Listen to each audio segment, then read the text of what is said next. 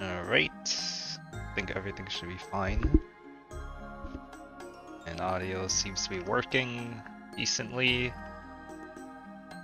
Hello, hello. I don't think anyone's going to be listening at the very start, but that's okay. Because in the last time I streamed, I tried to do Inferno. I got one shot by Zuck, instantly died, and lost an hour of my life. But throughout that time, I have learned a few things. I want some upgrades, and I also need Last Stand in order to do Inferno. And there's also just a bunch of general upgrades I want before I attempt Inferno again. The few things, though, that I've learned are that 1. Echo Dagnov Kings are a lot easier than I thought it would be, especially during Enrage. I died a lot during the Enrage segment because I thought all 3 Dagnov Kings still had their protection prayers, and they don't. So I could have just kept attacking Dagnov Prime with range, and I would have been fine clearing it the first time. And the second thing is that I want to get crystal armor for bowfa so that I don't get like dragged out of the wall during Zuck. Because I think I had trouble keeping pace with it. And that's something I generally want to avoid. I didn't stream last time because mainly I've been trying to level up my stats. This time my Slayer is a lot higher now, and I did some fletching on the side, got Volcano unlocked, a couple 50 mils with thieving and fishing. Yeah, fishing and thieving. Range has been going pretty high up there as well. So almost close to maxing, which I'll probably do on my own time. But, oh yeah, also I managed to get my... What was that? I also managed to get my Venator bow because I've been grinding out Musfa, so I can do my Venator bow. I can do Slayer tasks with Venator bow. And I got pretty unlucky the first few times, but then got spooned the other few times. And I got like 6 ancient scepters. Yeah, but throughout oh, I do not have the Echo Orb. Whoops. But throughout the entire time I've been grinding Musfa, it's been a little boring just watching some things. Just doing like the same things over and over again. And there's like some niche interactions that I've learned throughout the whole Phantom Musfa grind. Did you know that apparently if you have the spikes still chasing you when Phantom Musfa does the room-wide smack, you can use the chasing spikes to dodge it, as long as it's still chasing you. And also, did you know that apparently sometimes Musfa can just have 1 spike chase you the entire time, and not 4? That's also something new, and I've literally never seen any of that. Now the real reason why I'm doing this is because this is a lot more fun to just like stream and at least something to look back to. And well, Gauntlet is one of the few bosses that I really like doing. And I figure why not just like show off for a while, show a couple of kills. I'm not sure how long this stream is going to last, but I am not stopping until I get my... Well, either like it gets pretty late, or I don't get or I get like my bowfa, and crystal armor. I mean, so far I have, I think I have 2 seeds just for the crystal legs. But yeah, I've seen like how dry people can get, and it's definitely one of the things that I definitely don't want to have happen.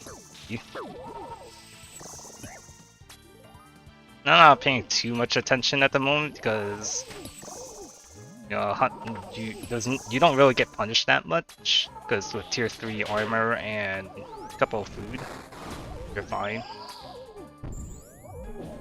Yeah, I could also do Dagnov Kings just so I can get tier 4 magic, but I don't think I need it.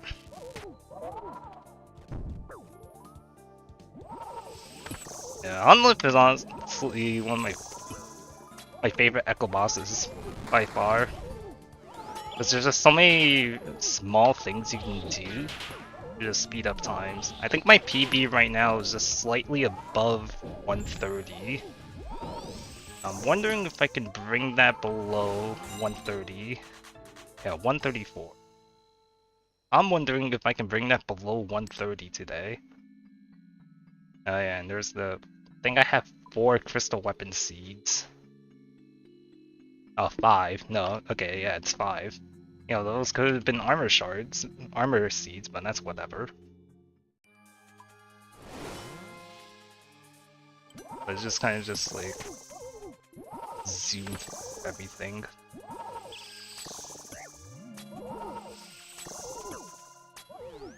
I also forgot I have Last Stand on. That's also another thing. Because I got enough points for that. And, well, yeah, that's probably gonna be that pushes, runs to the edge, because then I can just ignore it. Yeah, because I could just, like, ignore damage, ignore the whole last phase.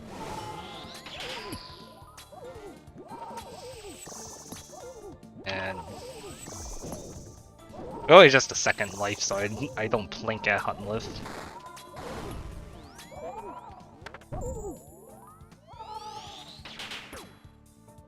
I mean, I haven't really got too much RNG. Oh, let me just make sure I don't die.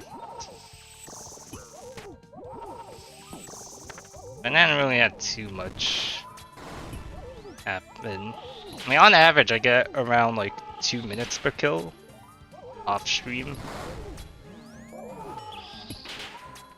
Because I pay a lot more attention to like my 5-to-1 stuff. That's okay.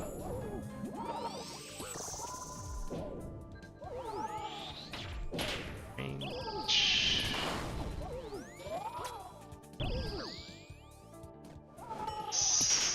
Just go.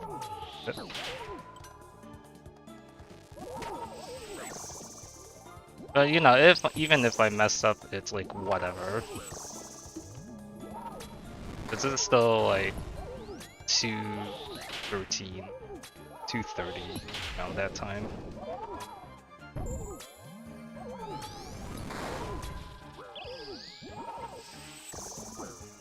I see, like even if I miss prayer flicks, even with the double auto, even with the trample, 7 damage. It really does not matter. Like, I could legit just tank this.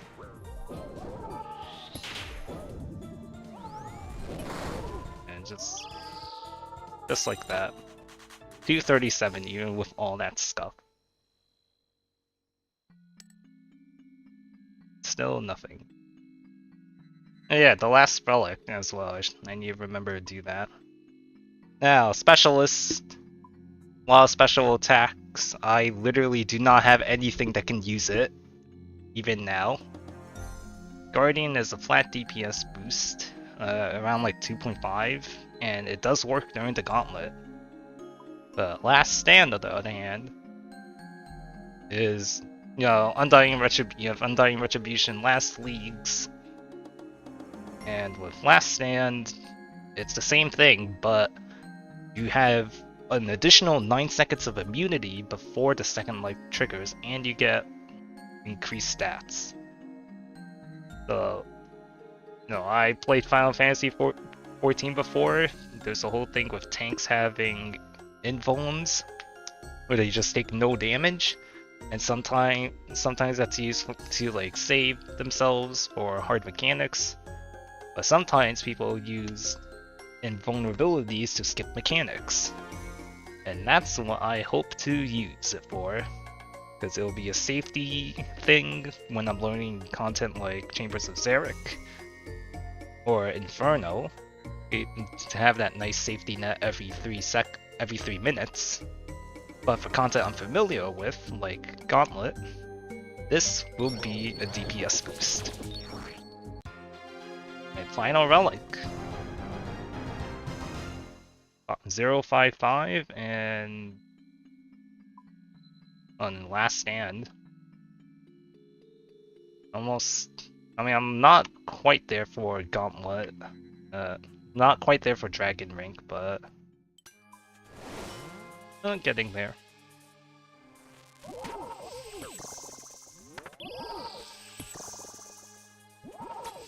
I really don't know how long I'm gonna be here for. I hope it's not too long, because it would really suck if I was dry for longer than my my main game. Because I think it's I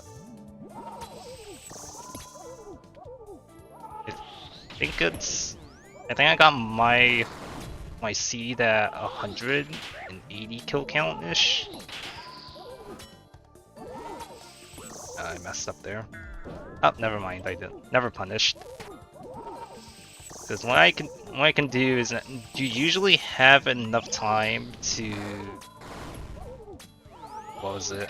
Yeah, you usually have enough time to attack. Wait, no. Okay, I'll be honest. Sometimes I cannot finish my sentences during Gauntlet.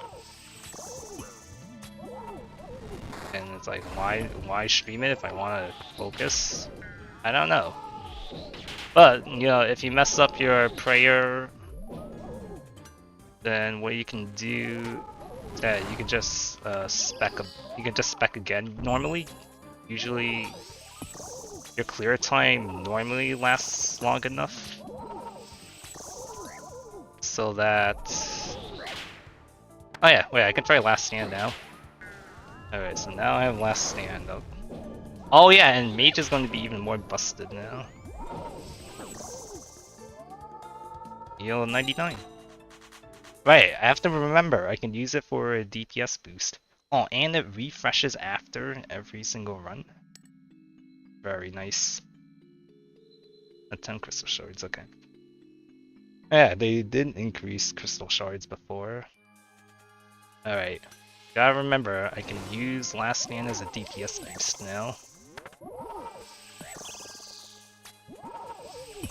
Yeah, but if you mess up your 5-to-1, then you can just spec again, typically. Assuming your DPS isn't like super nuts. But that's only if you have like, was it less than 130 kill time?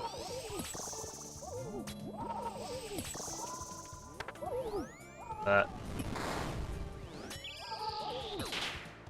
get out of here. It's a nice little tech. And it's like if you're also close to the threshold, which is like every quarter health, you can just ignore the 5-to-1 if it's gonna be like very quick.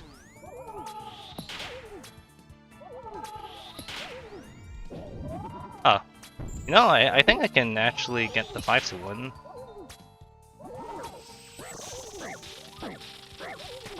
Let's see. Alright. 2, 5, 6. Can I get sub 130? Sub 130? Is it? Oh, just exactly 130. Yeah, I think I messed up the echo time. Why do I keep getting these seeds? I keep getting seeds every single time. But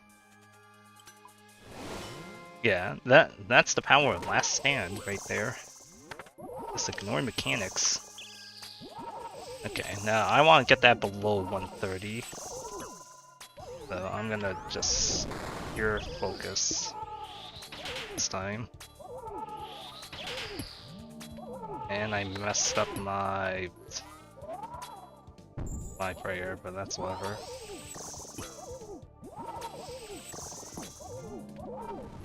This should be fine. Wait!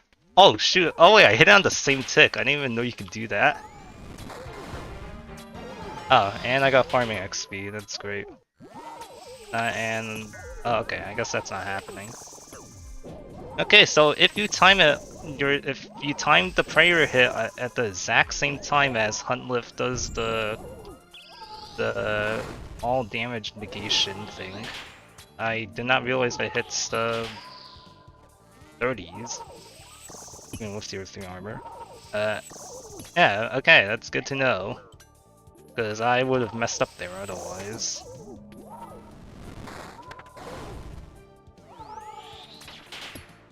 If you hit it right as Hunleff does the prayer thing, then it will still work on the same tick. And I don't think there's a way to predict it, because it's been a little inconsistent.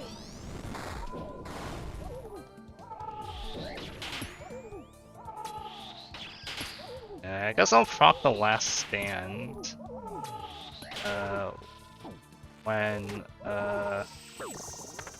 yeah, right after this phase. Oh my god, 74? 61? Oh wow, okay, that is... No, max is like 50 something, I think. More loot, that doesn't matter. I mean, I have like 30 kills so far. So... I wonder how much longer it would take.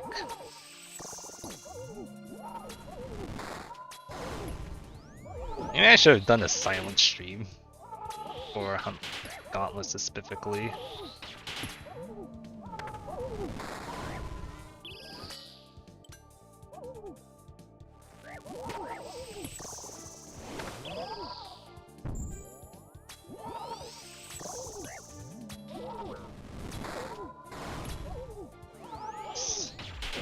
Because now it's just like a game of not losing ticks.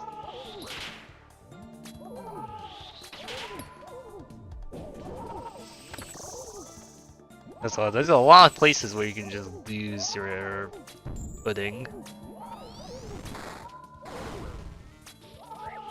Like right there, I could have died. That's okay.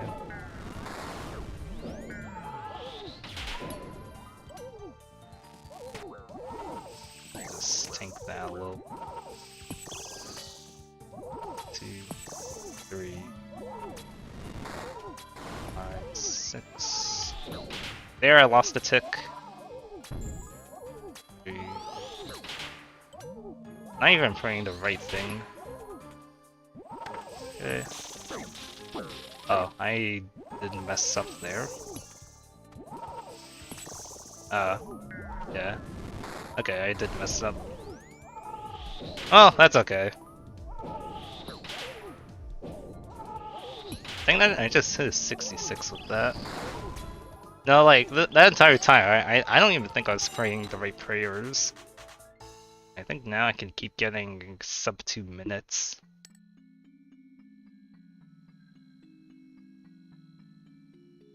I also don't mind if I get too dry with like... is that gonna hit me? Nope.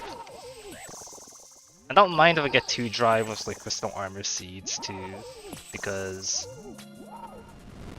I can golden god my way to 50 mil crafting and smithing, and I don't want to spam click. Because I've done what is it? I've done dodgy deals to 50 mil. I kind of like tapped out on that.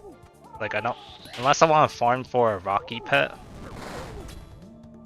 I don't think I want to. I mean, I did get fit. I am running out of things to AFK, so maybe it's worth considering.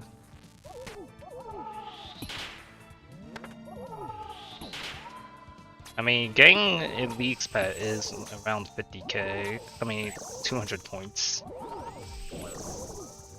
So not the worst thing.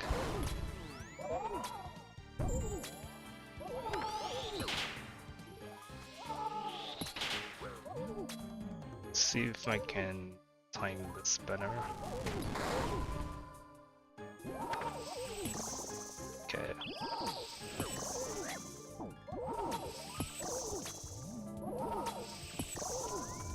This should be like a 140 something. I have seen like Last Stand not work sometimes. And I'm not sure when that happens, so I just hope that doesn't happen to me. Oh hey, would you look at that? There's my bowfa. Sweet.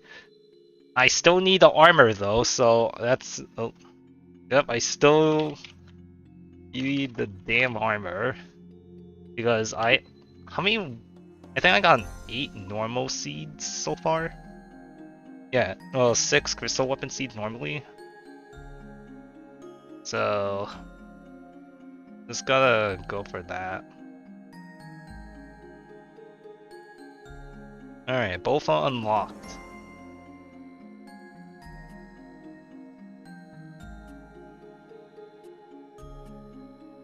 Now if I can get the salad blade, that will also be nice. I don't mind getting one other one.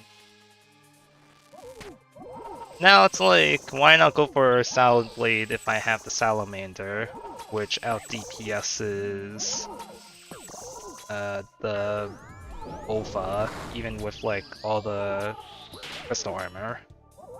And the reason is that salamander range is the nature surprisal. What the range is kind of bad, if I'm being honest. At least it doesn't compare to the bowfa, which is always 10 tiles no matter the distance. And it's also something I can train defense with, because salamander is stuck with training strength.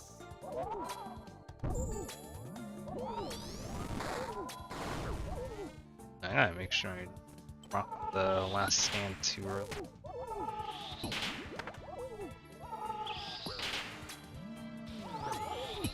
I could have gotten a chance there. Okay.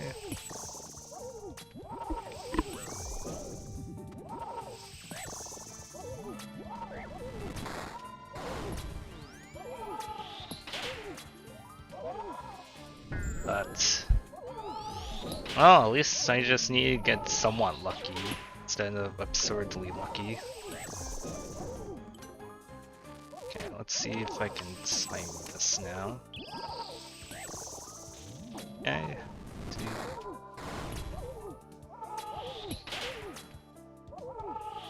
Sweet.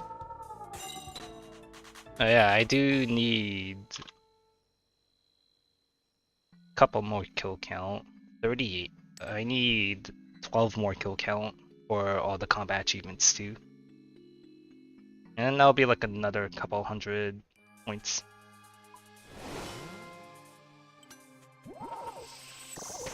Hopefully with the way my RNG has been going, this will be a pretty short stream.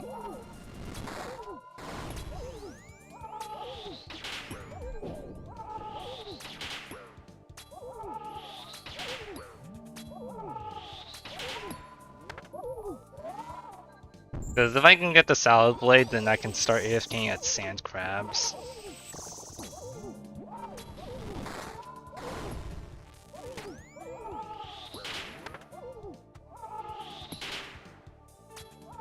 You know, I am gonna miss Echo Hunleff.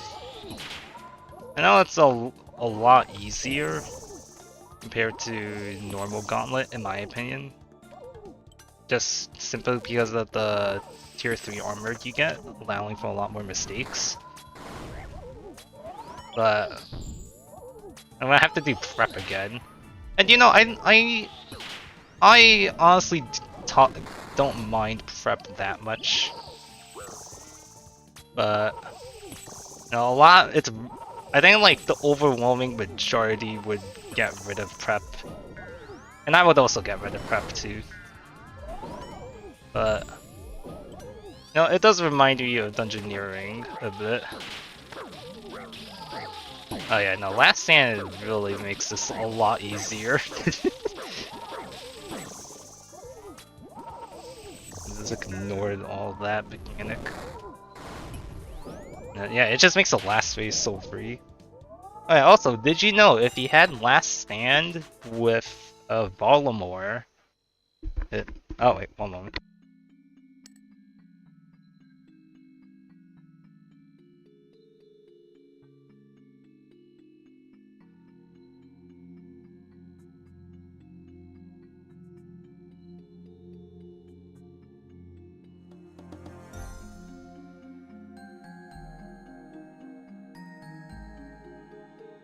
Alright, sorry about that. Someone came in my room. But did you know if you fight Echo Soul, or just Soul in general, and you have Last Stand on and you keep taking damage at 1 HP, Soul will constantly spam his like message like whenever you keep dying. I think it's like pathetic, or like I was just getting warmed up, all that stuff.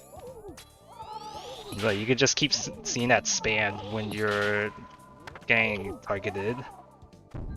I only saw that because of a solo mission video when he was abusing the Last Stand.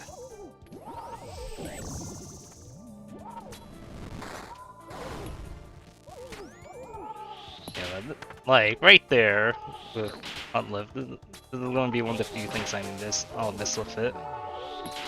Just the clean movement you can pull off.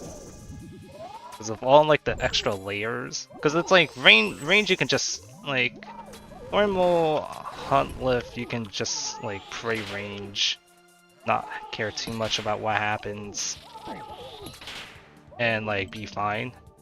It's like you don't really care about the mage phase.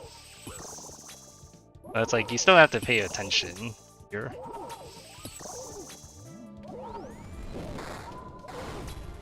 Especially with the Vortex too. Because you have a lot less time to react.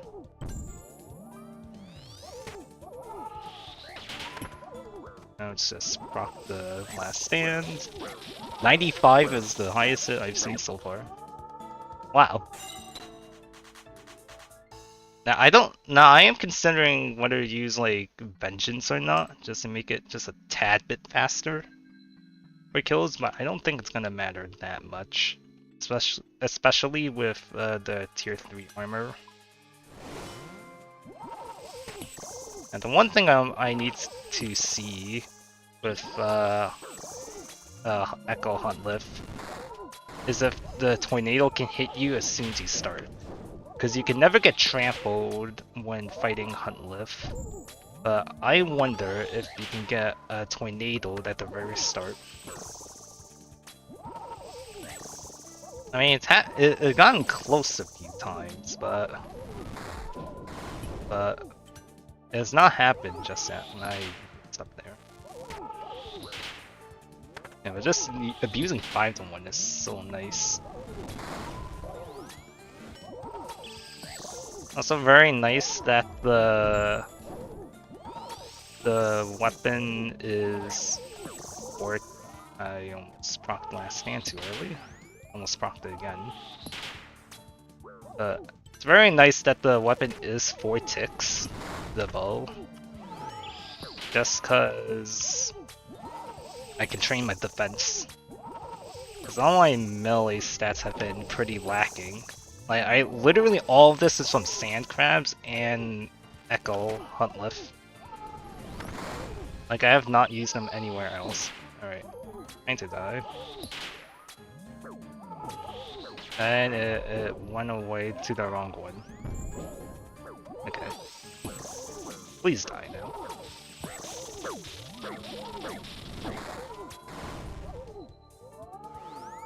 There we go.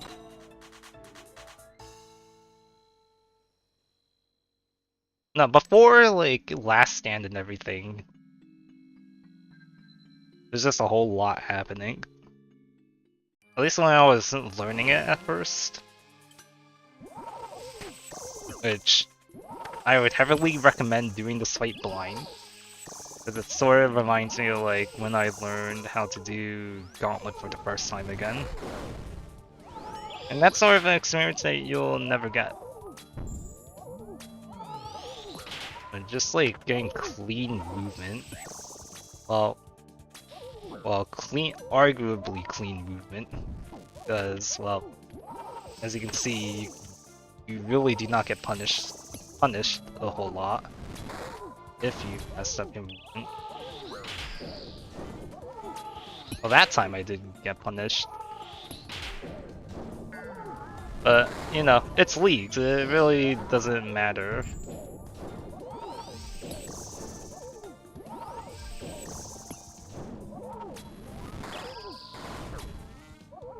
Oh. See, like, all these mistakes I have made, and I have still, like, perfectly fine on food and everything. I guess that's also the nice thing about Gauntlet. I mean, not Gauntlet, but Leagues.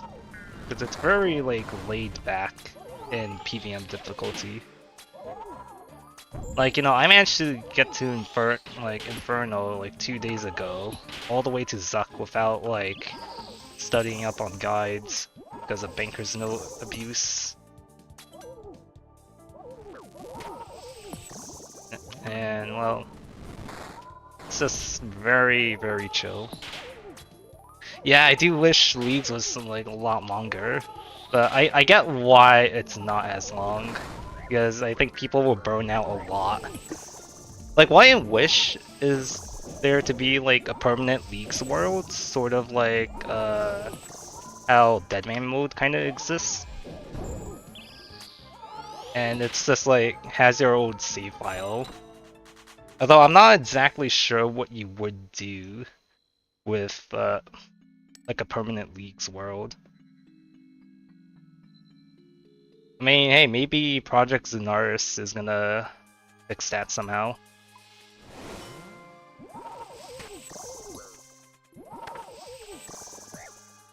Now, with Last Stand, I'm thinking I could bring. I think I can only bring my PB lower than 1 minute and 30 seconds if I have my tier 5 Mage Relic. At the moment, I don't think it's gonna be that bad, considering I just messed up there. I mean, the only like saving grace is that at least my mage attack is 3 ticks instead of 4. I know I've seen like tier 6 range be like a whole like everyone use tier 6 range, it's so overpowered. You know, the bronze knives calculation against Vardorvis with full tank armor. Well, actually no, with literally nothing compared to like tier 6 melee. But you know, I just want to get Shadow and Twisted Bow and just go as fast as possible. Wait, could this be sub? Wait, I think this could be sub 30. Wait, I need a die. Wait, I need a die.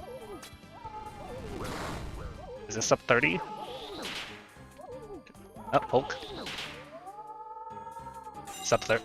Hey, sub 130, 120. Oh, and a real sub 130 too, because it's 129. And I get a crystal armor seed. Sweet. Oh yeah, there's a DDS in Echo Hunleff because you can use. Because at the start, like every quarter threshold, Echo Hunleff has all protection prayers, and this disables all the prayers for it. And then what the neat thing about it is that Hunleff will immediately trigger like pray against whatever you hit it with first.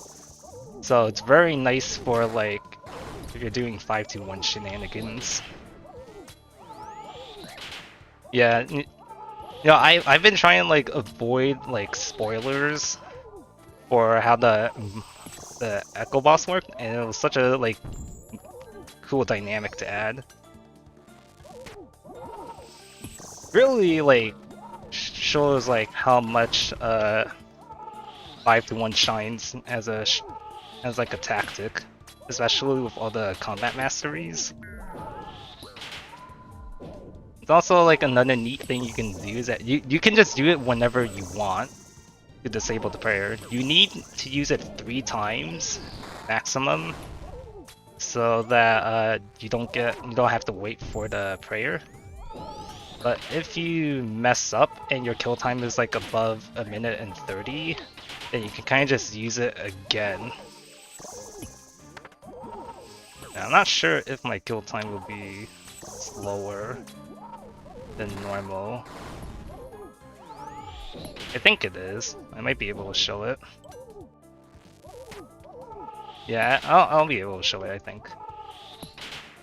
So I messed up my 5-to-1. It doesn't matter if I hit a 0 or not. I can just disable the prayer anyways. Hit it back, switch it back to protect with melee, and everything's okay. And then with Last Stand, I just handle it. That's like a very small thing you can do. Alright, I need 3 more armor seeds, and then I can move on to Echo Dagnov Kings. Now here's the question. After getting the sub 130 run, how low can I go? Now, I'm not sure if oh, oops, that was the wrong book. I'm not sure, like, you know, the tier 6 prayer penetration, how much it helps here. But I imagine, like, it doesn't help that much because you want to be doing max damage. Like, I think it's like mainly just for learning things at first, like for Echo Dagnov Kings, Echo Hunleff at the start. I don't know where else it can be useful. Oh wait, no, TOA actually, because there's like a whole thing with oh, whoops, I messed up. There's like a whole thing with TOA, the protection, Akka and Voiden, because you can like spam your, what was it? You can spam Zerai crossbow specs. There was a Reddit video on the like Zerai crossbow spec with Specialist and the liquid adrenaline. And that's something I wanted to use, but I don't have the time. And well, I don't have the time to do like a whole nother region. But yeah, if only. Thunder Kopesh looked like a whole lot of fun to spam, and then going with Zerai crossbow. But the whole next grind, another. How many? Wait, hold on. How many weapon seeds do I have so far? 7 weapon seeds out of like 45 kill count. Wow. Okay, like the whole Asgarnia thing, grinding God Wars dungeon bosses is just a whole like drag. I think that's like a little too much of a time commitment for such a short time frame. Luckily, like I finished college, so I have a whole lot of time in the world. But you know, with the limited time time, I think it's like 4 weeks left. Plus 4 or 5 weeks until Leagues is over. Like, I just want to like abuse like the content as like much as possible. Well, all the overpowered relics and combat masteries. Because you know, no one wants to be like dry for like hundreds of kill count, waiting for like their Zerai crossbow drop or like their scythe or bowfa. Because then it's like, you know, why are you even playing at that point? Oh, is that gonna trigger? Oh no. Okay, that did not trigger. Oh, I'm gonna intentionally trigger it. It's like, but like, I would be interested to see if Jagex would do like a anti-dry like protect, like, cause they have anti-dry protection for the Echo Orb and the Echo items, but like I wonder if they make it a relic, for example, like you cannot go like 2 times over the drop rate for rare items, or they make it like a tier 8 passive. You know, that'd be like very interesting to see. Because I know like for like anti-dry mechanics, RS3 has that for pets. Because it's like if you reach the drop rate for it, it adds like an extra like a small chance to your pet drop rate and nothing else. And you know, since it's like League is pretty much like the whole playground for Jagex. Like with all the echo bosses and the weapons for like future game design things. Like, you know, Thunder Kopesh, maybe that can be like a cosmetic, or you can get that as an upgrade. You know, Echo Hunleff, maybe you can have that like after a set amount of Corrupted Gauntlet kill count, or like you add like even more things to it. Just so you don't have to like do the whole prep phase and everything. And wow, Scalpite Queen is actually fun to fight because they have like the whole like actual mechanics and like with like modern modern RuneScape design instead of just eating like crap whenever. Up, I did not mean to trigger that. Oh my god, 105. Okay. I don't know how high I can go, but I think 105 is definitely the highest I've seen for last stand hits. And I just got the relic recently, so I don't know how much further it can go. Yeah, but you know, Calfight Queen, maybe like Echo Calfight Queen could be like Calfight King released, and then it has like that sort of mechanic featured, as well as like additional stuff, or like Echo Grotesque Guardians with whatever they have going on. Try and think. Oh yeah, Echo Soul. Also like a huge like dance. Like that could be like a challenge mode thing, sort of like what Inferno has. With the like after you clear the Inferno, you can do the 6 shads. Like there's just a whole lot of potential. And yeah, really just to see what players like about things, because it's like if people don't like the echo weapons or like the echo bosses, then you know, since it's leaked, it's only a temporary game mode, so yeah, it's just only gonna be there for like 2 months.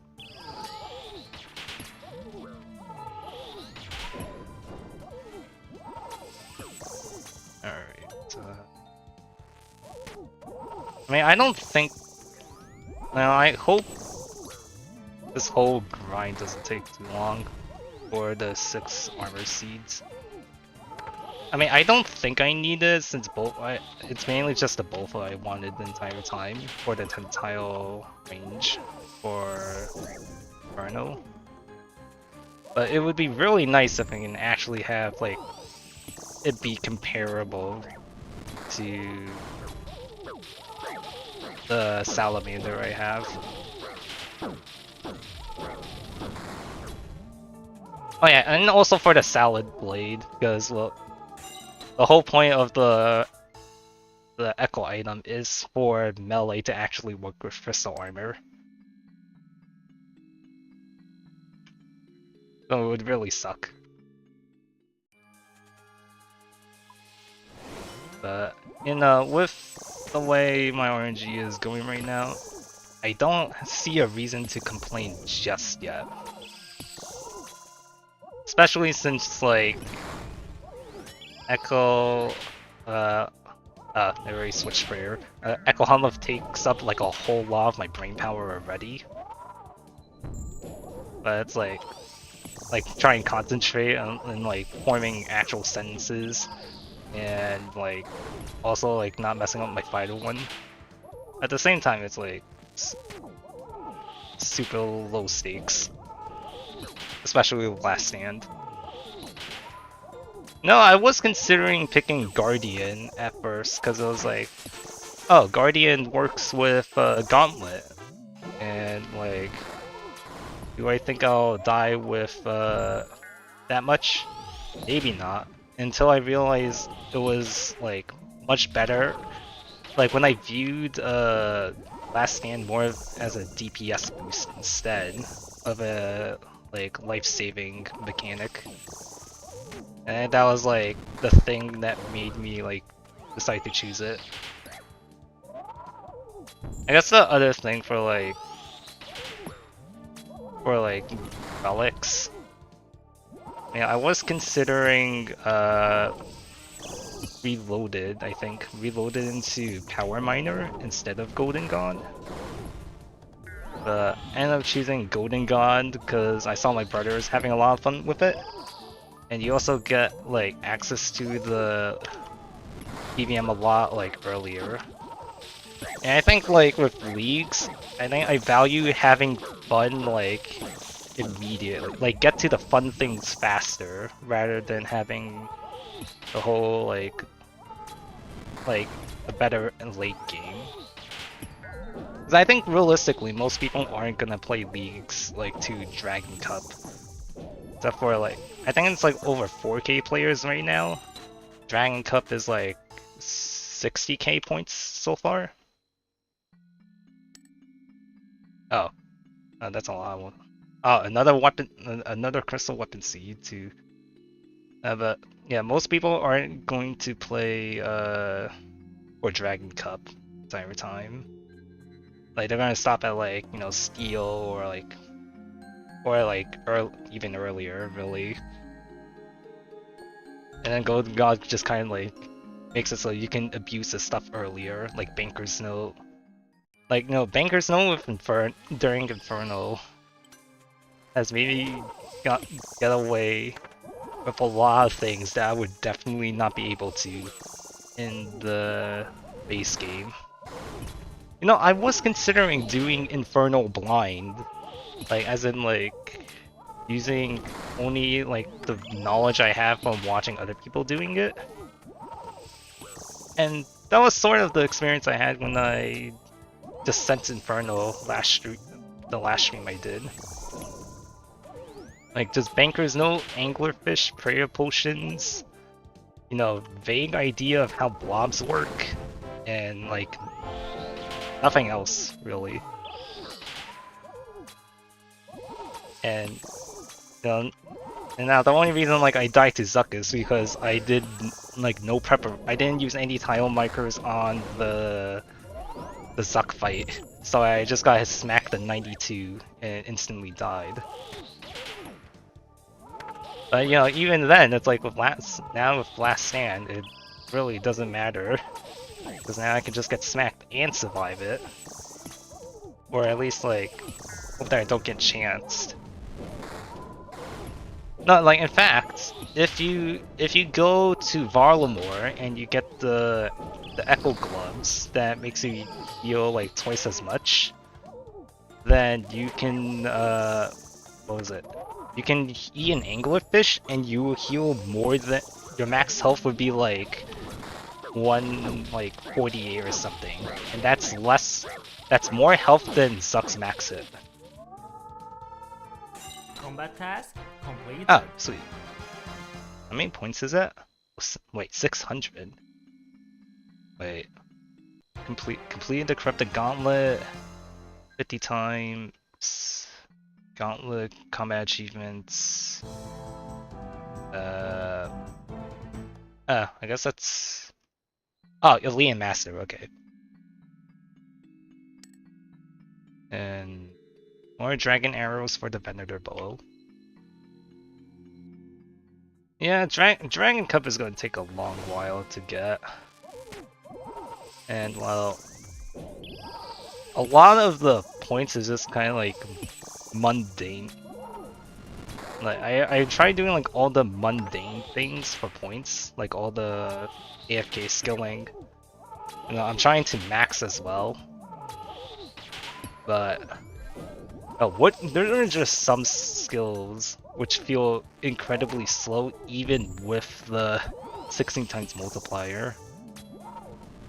Like mining and like smithing. No, not smithing, cause it's Golden God, but like woodcutting, there's like no good way to speed up woodcutting even with like Golden God or like any of the other relics. What else? Agility is like alright. Well, agility is fine with dodgy deals or corner cutter. But without it, it's like, what is it? You just have like, I don't even know honestly. But just hope that, oh, oops, I propped it. But you know, just hope that you have like something decent for agility. Or you just have a miserable time with it. Because like with dodgy deals, you have the whole the chest thing in Fossil Island. Like you just AFK at one of the clams and then trade the tiers with trade the tiers for agility XP. I guess you have Brimhaven agility, but not sure how good the XP rates are for that. Oh yeah, farming is also kind of bad.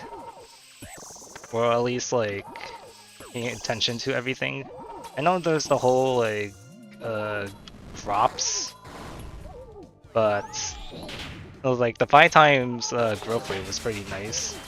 No, I think last leagues like it was like what was it? Last leagues they didn't have the 5 times growth rate. And like you can only speed up through Farmer's Fortune, which was like competing. I think it was competing against Ruinous Prayers.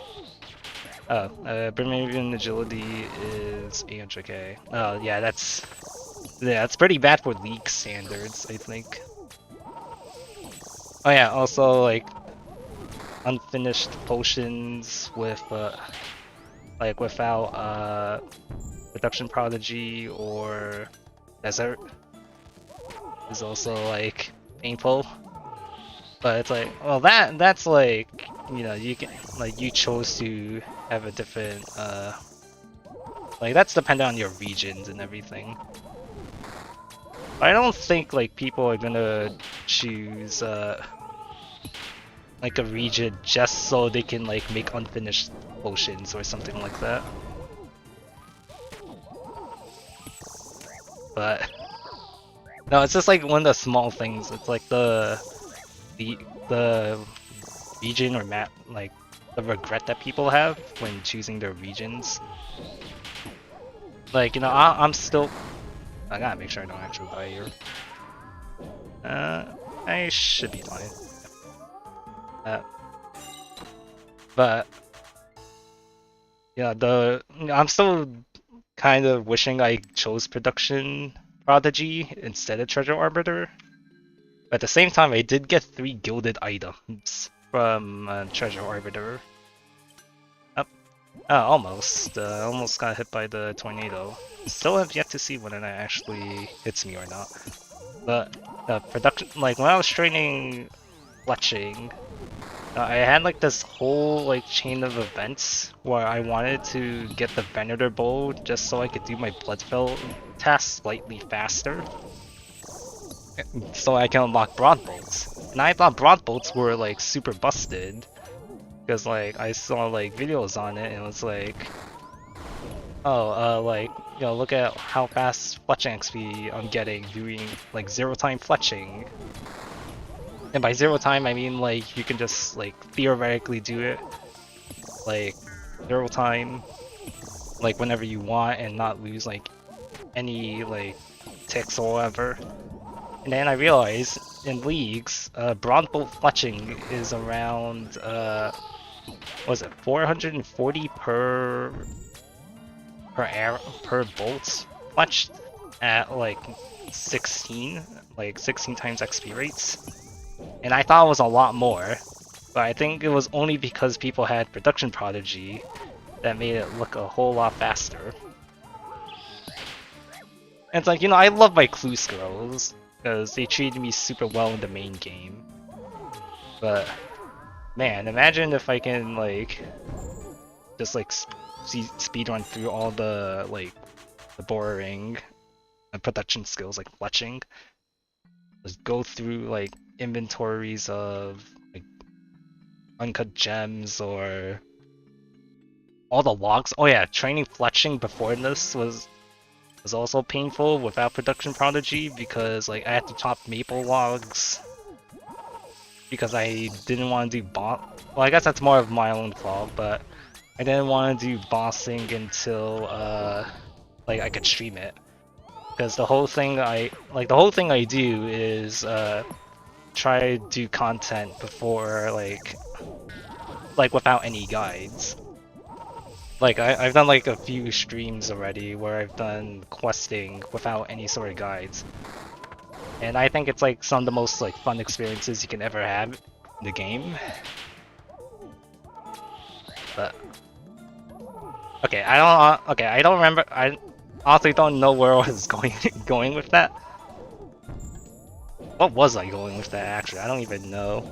I lost a little bit of track with it, I think because I was focusing on Hunleff mechanics more. But like, I was talking about the whole like production prodigy thing with the skills. Oh yeah, clue scrolls. I think it was clue scrolls. The clue scrolls treated me well, like main game, and I got on ranger boots. Oh, I died. I got on ranger boots early on when I started playing the game, and that allowed me to do a lot more like content early. Oh, okay. Wait, hold on, I am really not paying much attention. I did not realize.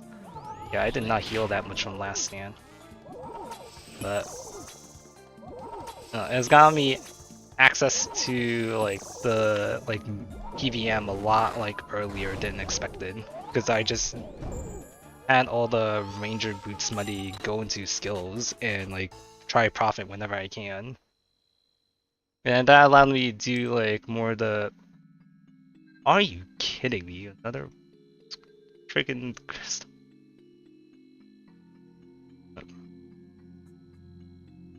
Okay, what? Where are my where are my damn crystal armor seeds? Okay. Anyways, yeah, clue scrolls have gotten me a lot into like PVM a lot earlier and like do like skilling so I can do questing. And then like doing questing and bossing blind without like any guidance is like very fun for me. Because I played Final Fantasy 14 for a long while before I started playing Old School. In fact, Old School was my childhood game, because this game is older than me. But you know, in Final Fantasy 14, there's like a whole thing where it's like with was it world first, where people try to clear like the on content stuff as fast as possible. But the thing is that a lot of it is group content, so like, you know, you kind of have to find 7 other people who are willing to spend like just as much time as you doing the like content without like any sort of guidance. And it's like some people just don't necessarily have the patience for it. But with RuneScape, it's like a lot of it is solo. Like I think at most we had TO8, like TOB, I think TOB Inferno was also a big one with Wooks. Like watching like whether Wooks or like Bodhi would get the first clear on Zuck. Let's deposit everything real quick. I don't think Chambers of Zarek had like a world first event or something like that. But no, a lot of the content is solo, so all I have to do is just not look at any guides. Yeah, not look at any guides, not look at Reddit, not look at YouTube thumbnails.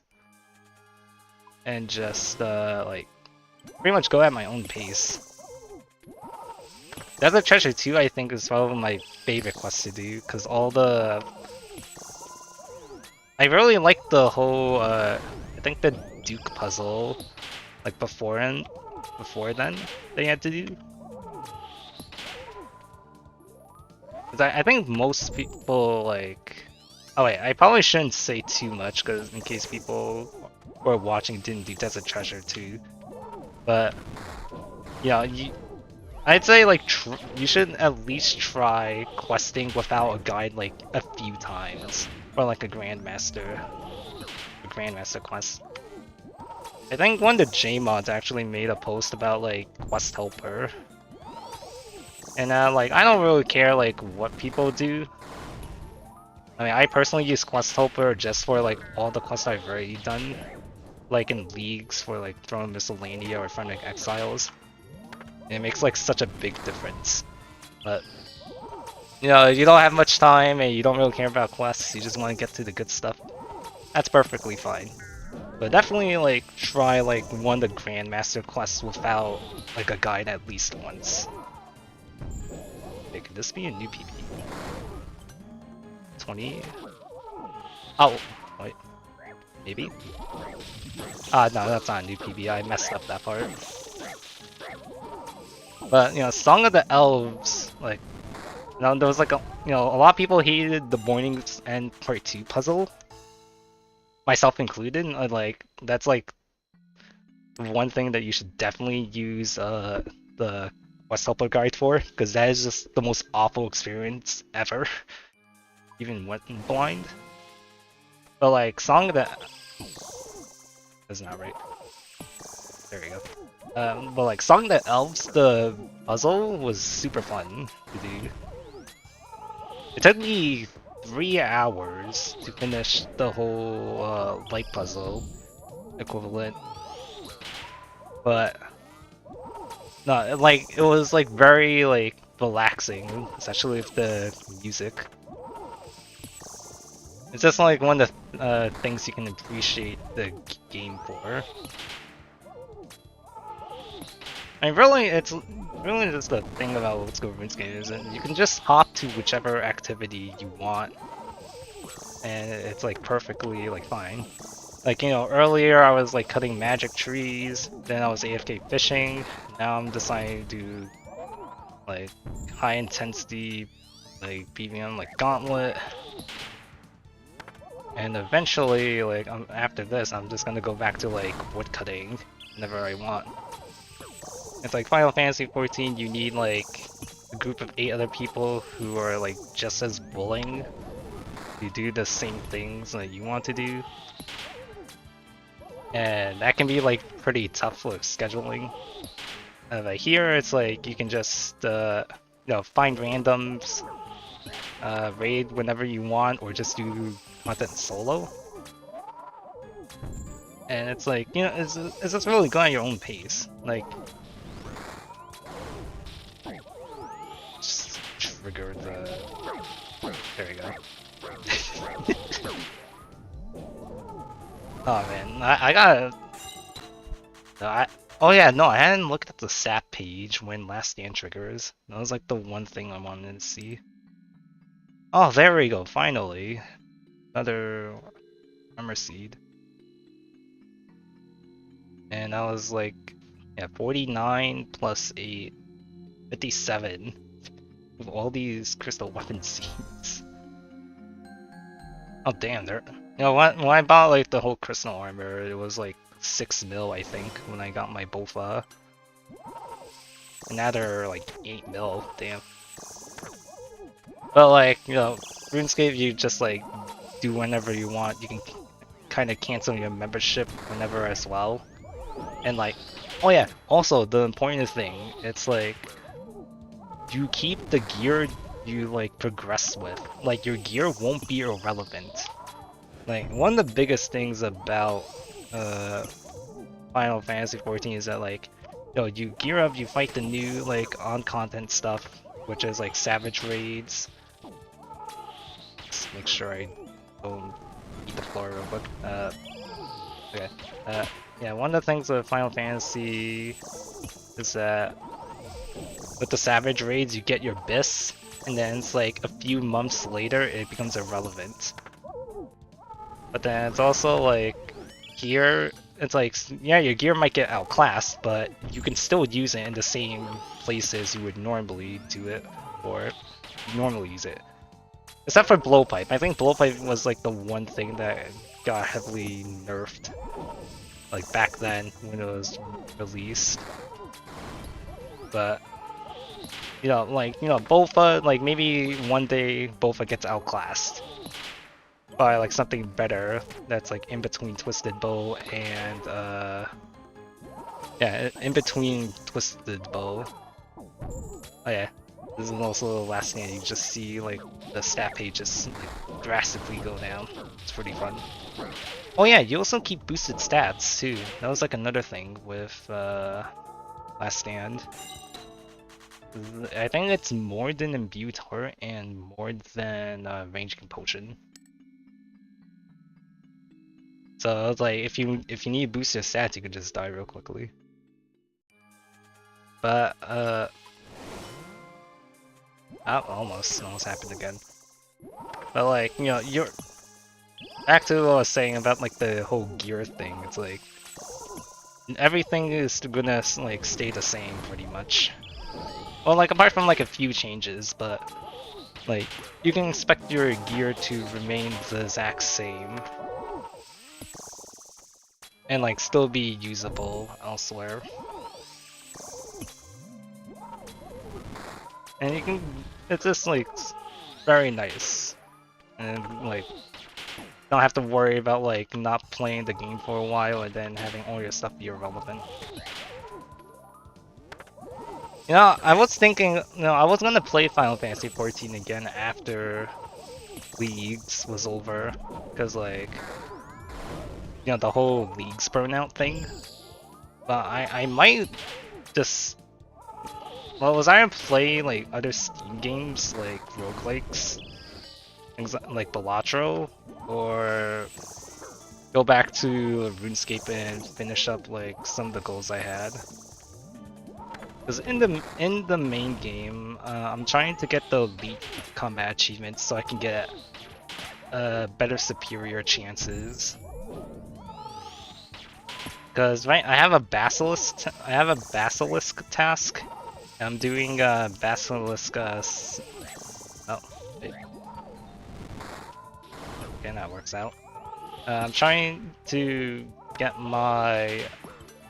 the superior chance to increase with the Basilisk Knight thing, so that I can get my Basilisk Shaw as an upgrade. But, you know, trying to go for elite combat achievements is a pretty, like, long grind. Although I am trying to do, like, all the kill count stuff, like Grawdor, the 100 Grawdor. Which, like, with the door method, it's fine, but has, like, a lot of variance sometimes when you're setting up the initial kill, which can be very, like, frustrating. But it was like, try and train up Slayer as best as I can, and really just get the jaw so that I don't have to spend, like, too much money to upgrade my gear. I'm at the point where gear upgrades are pretty difficult. Because, you know, no Golden God, no Golden God for, like, all your needs. No, like, 5 times increased drop rate, just a GE. And it's like, all the gear upgrades are, like, all like the small upgrades actually are just like above like 20 mil and everything. And yeah, like I try Iron Man things whenever I can. But Iron Man life is definitely not it for me. The Leagues is sort of like the Iron Man experience that I would like look for. Like it's just like a hyper accelerated Iron Man mode experience. Because personally, Iron Man mode takes up like some grinds if you just go dry. It's just like very painful to experience. And like, you know, Musfa. Yeah, Musfa for example. Well, not Musfa, because that one I got spooned for. But you know, right now with all the armor seeds, like I would not have seen like if I were to like remove the 5 times drop rate and like increase like the times when I got the kill. Well, yeah, it's 1 in 10 for the armor seed, I think. But if I were to like increase like the times when I got the kill, then I would be below drop rate. Well, just being like dry on things is just never fun for me. Oh, that should not have hit. Oh, and the trade range. Okay, that's fine. But just going dry is really the biggest fear I have with playing Iron Man mode, because it's like getting locked out. Well, I wouldn't say locked out of content, but like grinding out things for a lot longer than you shouldn't have to, because like no dry protection and things is just like not as fun for me personally. Now there was a plugin I think called Bronze Man mode, which is sort of like it's like Iron Man mode, but I believe you can use the GE for things for items that you have seen before. So like if you got the item, you can buy on the GE. But it's like if you never got an item like barrels or something, or whatever arbitrary thing you want, then you can use the normal in-game stuff.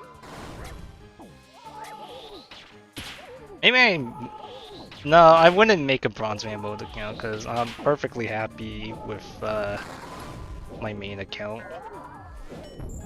It's my... Okay, well I mage weapon noodled a lot there. But, no, I'm perfectly happy with just playing a main account. Oh, another armor seed. That's sweet. It's 61. Okay, I'm almost done with Gauntlet. Well, I'll probably go back there after like stream just to get the salad blade for AFKing. But after this, it's just gonna be Echo Dagnov Kings for the jewelry upgrades. No, Gauntlet has treated me well. I hope it stays that way. Imagine if I go like 50 kill count dry. Why am I using magic? Shouldn't. Okay, well. Save 6. Oh, and no damage taken that entire. This is why I like the Echo Hunleff fight. Like just clean. Okay, well that wasn't clean, but like clean movement, not taking any damage. You know, not losing any ticks. At least I don't think I lost any ticks during that whole thing. But it's just like clean movement. Well, quote clean movement. Or like the other thing is like running around like a headless chicken and then somehow not taking any damage the entire time. That's also fun.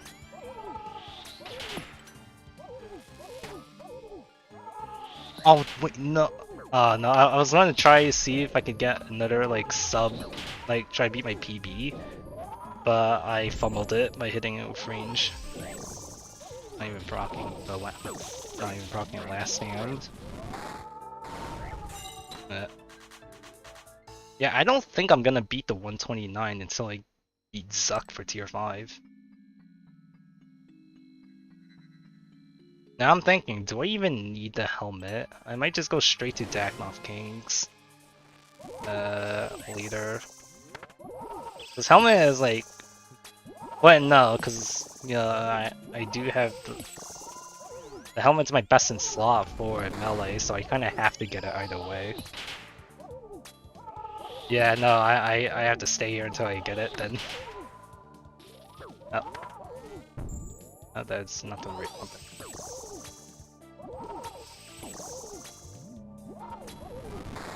Yeah, melee is like kind of crapshoot. You know, then like I hadn't really touched the melee a whole lot in leagues because I just AFK'd that sand crabs the entire time.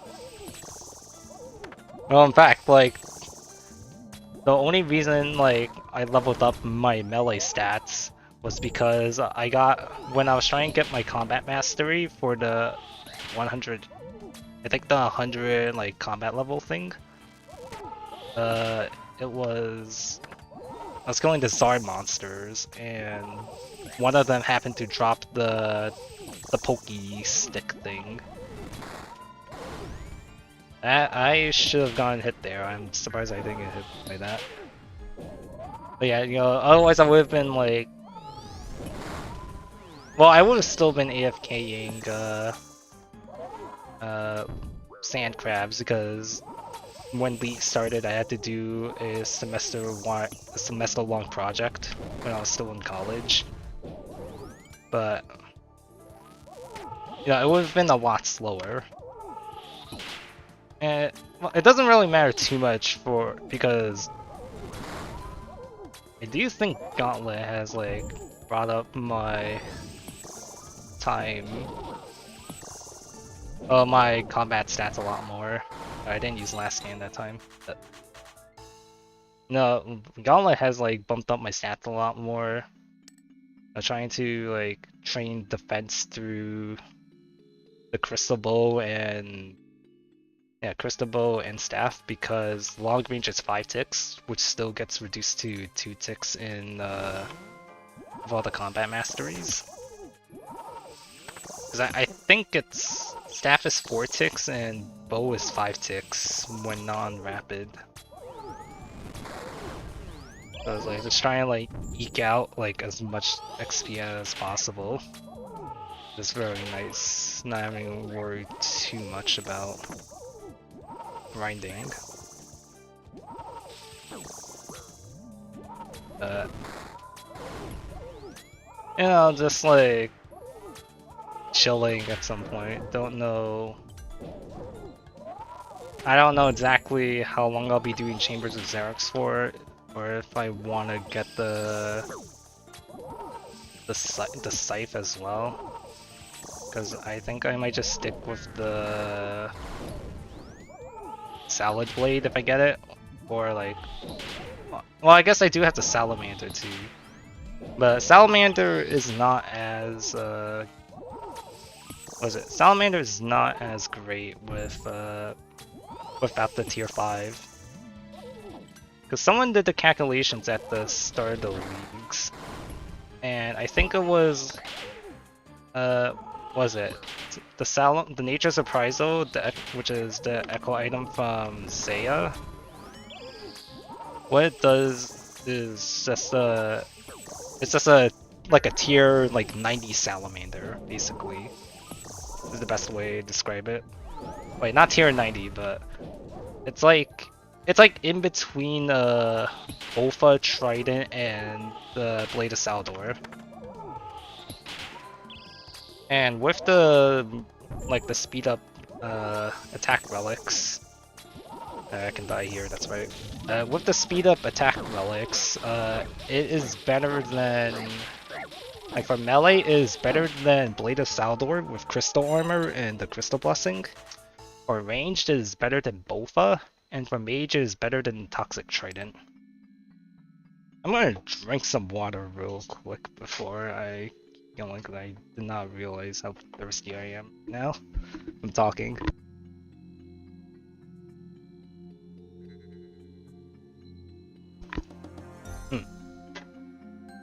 Remember to stay hydrated before I like pass out, because I think this is like the most I've like spoken stream like consistently, filling dead air. But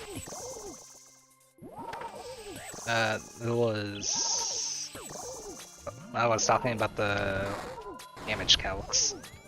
Yeah, but the Nature's Reprisal was pretty good, like especially for early and mid game. And the Echo boss fight is like not that hard. But yeah, it's very interactive because you get to do like TLA skulls. Yeah, because you get to do the one tick skull thing, and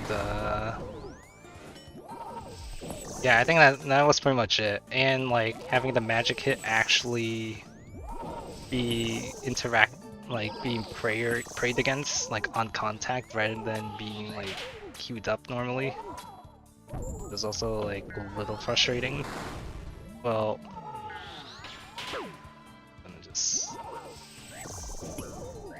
I am like not paying attention as much in game. Oh yeah, I am definitely not paying that much. And I did not mean to trigger last stand there. But oh, wait, I healed 6. Oh no, it's because I ate. I was like, I healed 67 with last stand. I was wondering how I got to full HP. But this is 8 from the paddlefish. You know, there's like some things where it's like getting hit on contact versus like having the damage be registered immediately. And like the inconsistencies with that can be really frustrating. At least like when learning content blind. But like I know it's like you can just look at the guide like after, or like look at a guide for thing you're doing, but it's like in the moment it can be like annoying. Like I remember with Vorkath when I was learning, when I fought the boss for the first time. Like I was trying to figure out how the ranged and melee, the ranged and magic hits worked, because I was like constantly getting hit by it, even though I was like praying the correct thing on contact, like the projectile was on contact. But it turns out you can't actually do that. It's just whenever Vorkath decides to do it. Now I understand like Jagex has to make it so like some bosses you can't just stay indefinitely at a boss, but like the whole thing can be really annoying. I'm hoping like something like Nightmare doesn't have that. I haven't done Nightmare yet, and I'm gonna do that blind at some point in the main game. Are you turning off prayer with spec? Yes, Crystal. That's the main gimmick with. Yeah, I think I'd say it's a main gimmick, but that's like the big thing with Echo Hunleff. That he has the triple protection prayers, so you can't do any damage unless. You can't do any damage normally, and you have to pierce through it. Yeah, so you have the all protection prayers with the crystal dagger that disables the prayer, and you hit it. It is melee based too, so like normally you'd have to like pay attention to like where your footing is, so you get like a good stab at it.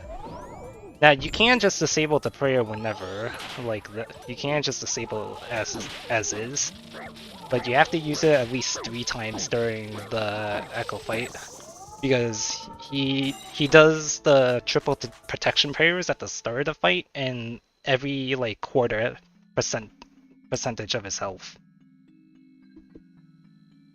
So you do need all 4 specs normally. But if your kill time is slow, you can get a 5th spec in whenever you mess up something. Like if you accidentally mess up like, well, if you're doing like the 5-to-1, like the thing I've been doing with like trying to maximize like my main style. So like my main style is range so far, and it's like if I mess up, I could just use the special whenever it's protect from range. But generally, that's only if your kill time is slow, and it's also like a very like niche optimization thing. Like you are just perfectly fine like sticking with the style that is not like your primary combat mastery. But I do 5-1 because, well, one, it's faster, so I don't have to like grind for it as much time, and two, it's a lot more like, well, two, it's good practice for whenever I do the Corrupted Gauntlet in the main game for speedrunning, because I still need to get the, wait, can I get the, wait, hold on, I think I can get the, can I get a PB? This might be a PB. PB? Maybe? Maybe? Ah, no. No, that was one, PB is 127. Yeah, but the thing with, yeah, learning 5-to-1, it's good for the main game for speedrunning, for the Grandmaster achievement. Because you need a 630 like total clear time, including prep and boss fight. So it's good practice, and also it's also pretty fun. Like when you get a hang of it, it definitely like takes a while to like figure things out. Like the whole practice. Well, here it's especially longer because, well, you have the attack speed, but like the 2 times attack speed, so it's gonna be a lot harder. Like it's not normally this fast. Your weapons are 4 ticks, but it's like trying to like figure out how like, well, figuring out like the movement so that you don't lose like too much time, well, too many ticks and damage while doing the whole 5-1 is just super satisfying. Like right here, like like dodging tornadoes, dodging the prayer, like proccing the protect from magic so that I can keep using range. Very smooth feeling. And it's also like sort of keeping like a, like eventually when you do it long enough, you can kind of keep like a mental map of like how many like hits you do, so it becomes like sort of second nature-ish. Like when you start off with 5-1, you kind of need like a whole lot of focus on doing it so you don't mess up. Oh, nope. 60 kill count, right? But you normally like need a whole lot of focus so you don't mess up your 5-to-1 count. And it's like for me, it's like I've done it enough times in the main game for it to not be like too much of a issue to keep track of. I mean, the best way I can describe it is I can count my attacks like sorted by vibe, like for like vibes, for the lack of a better term. Like I sort of just like it feels like I've done like 5 hits. And like if you don't know, I probably should explain what 5-to-1 is, but 5-to-1 is like you do 5 hits with your primary like weapon style. So okay, I have no clue how that worked there. But like 5-to-1, you do 5 hits with like your tier 3 weapon, your primary tier 3 weapon, and then on the 6th hit you attack it with a style that's not your like tier 3 weapon. And the reasons that Hunleff changes prayers after every 6 attack you do so you can like abuse that. So you're always maximizing your damage. Because it's an important thing for speedruns. Like if you want like consistent speedruns for the Grandmaster Combat Achievement. Because otherwise you kind of have to hope you get your tier 3 range and magic weapons instead. And that's a whole lot of like inconsistencies that well, a whole layer of RNG that you do not want to deal with. It's also like fun once you get a hang of it. Because you sort of get into a rhythm.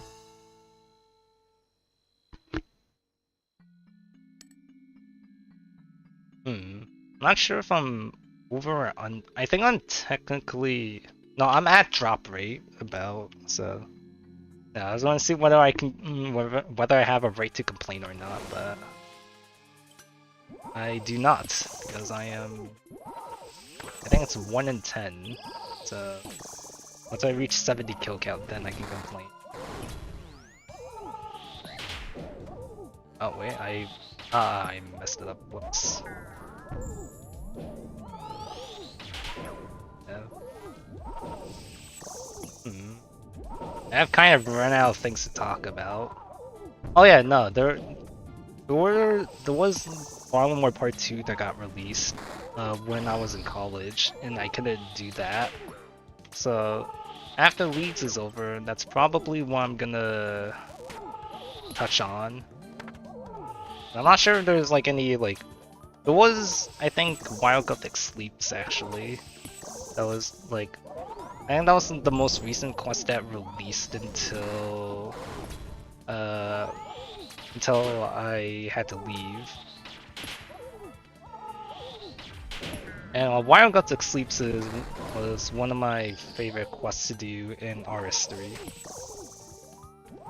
And it has been a long while since I've touched on it.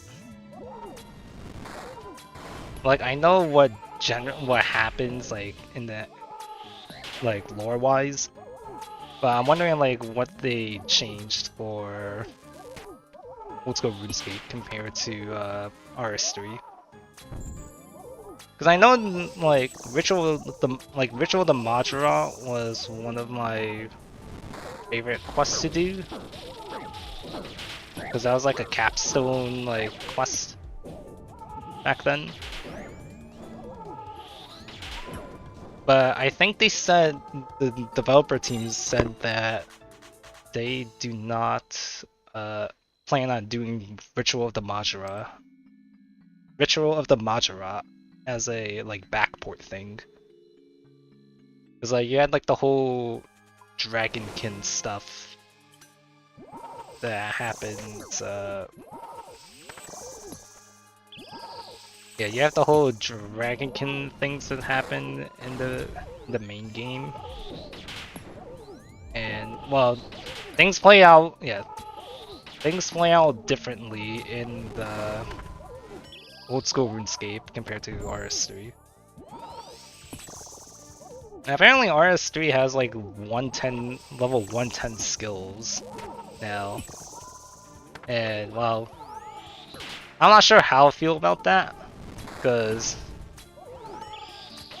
from what I heard, it's like XP rates are like absolute garbage, and there's like no like content filler, or there's like no like meaningful content in between the two things, like the levels, which is also a reason why like a lot of people are frustrated with it.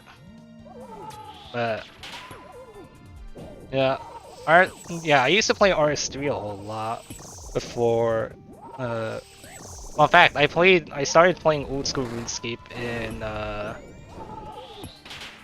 what was it? 2013? No, 2023.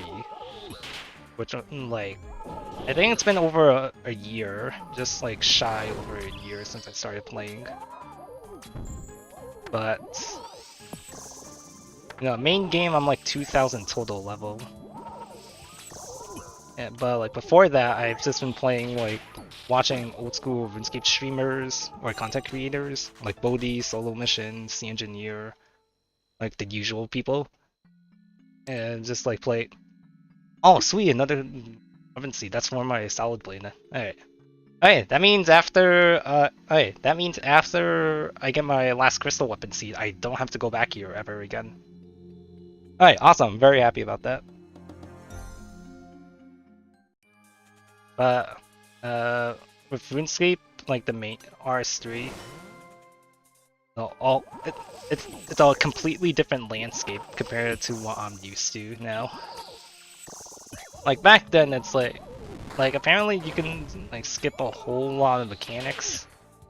Boss kill times can be like some bosses can just be completely AFK'd. Like some of the end game bosses, like well, end game when I played it, and yeah, sometimes you could just kill bosses in a single tick,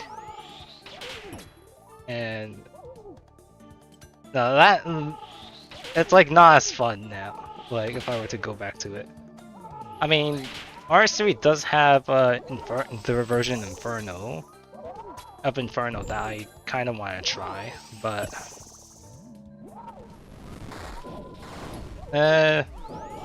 like the whole release of Necromancy that they had made it so like PVM is like a lot more accessible, but at the same time a lot like easier, like for old content, like as in like they trivialize it by like making it AFK, basically AFKable in like certain circumstances. I mean, I definitely do want to try out the new bosses, but you know, when old school RuneScape still has like a lot to offer, it's probably gonna be like I probably won't be touching RS3 for quite some time. And the whole reason why, like, I'll be honest, the whole reason why I got back, like, I told myself I would not play like, RuneScape until, like, because I thought Final Fantasy 14 was going to be my main game that I play. But, the whole reason I changed is because there was, like, the VTubers. Well, that mentioned like old school RuneScape, and I was like, oh yeah, old school RuneScape. I remember like playing that a whole lot. Well, I remember playing like RuneScape a whole lot, and it's like I didn't really have much time for it. So I wasn't sure if I'd enjoy old school RuneScape compared to normal RS3 because of like the pacing. And it turns out, yeah, I still enjoy it. I still enjoy like grinding in this game, and just like the chilled and like laid back nature of it. At least in like most environments. I'm not sure how, like, if there's one thing that Final Fantasy 14 does better than old school RuneScape, it's group content. Because like things like Theater of Blood or yeah, Theater of Blood, Chambers of Xeric, it's like you're kind of expected to know what's going on before you enter it. Whereas like Final Fantasy 14, there's like dedicated like parties for like learning new content. And it's like sometimes you can get like flamed for not knowing it. Rather aggressively too. It's like at least with leagues, it's not like everyone's super chill with it. But like in the main game, it's definitely something. Like it may like not be the best environment. Oh yeah, and also PKing too.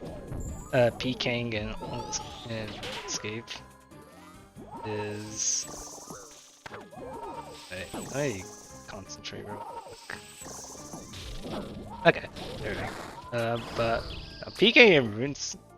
Ah, I didn't. Okay, wait. Yeah, make sure I don't die real quick. Oh wait, no, I'm fine. But yeah, PKing and RuneScape, I tried learning about it. And like by learning about it, I mean like I just threw myself constantly into last man standing and like throw my head into it until like I could get a single kill.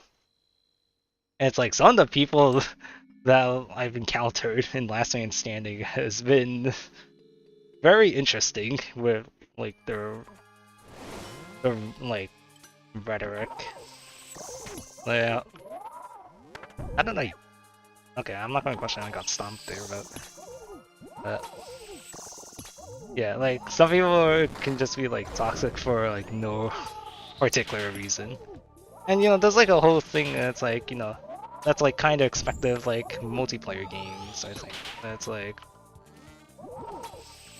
you know, it's like it's not fun to see something like that.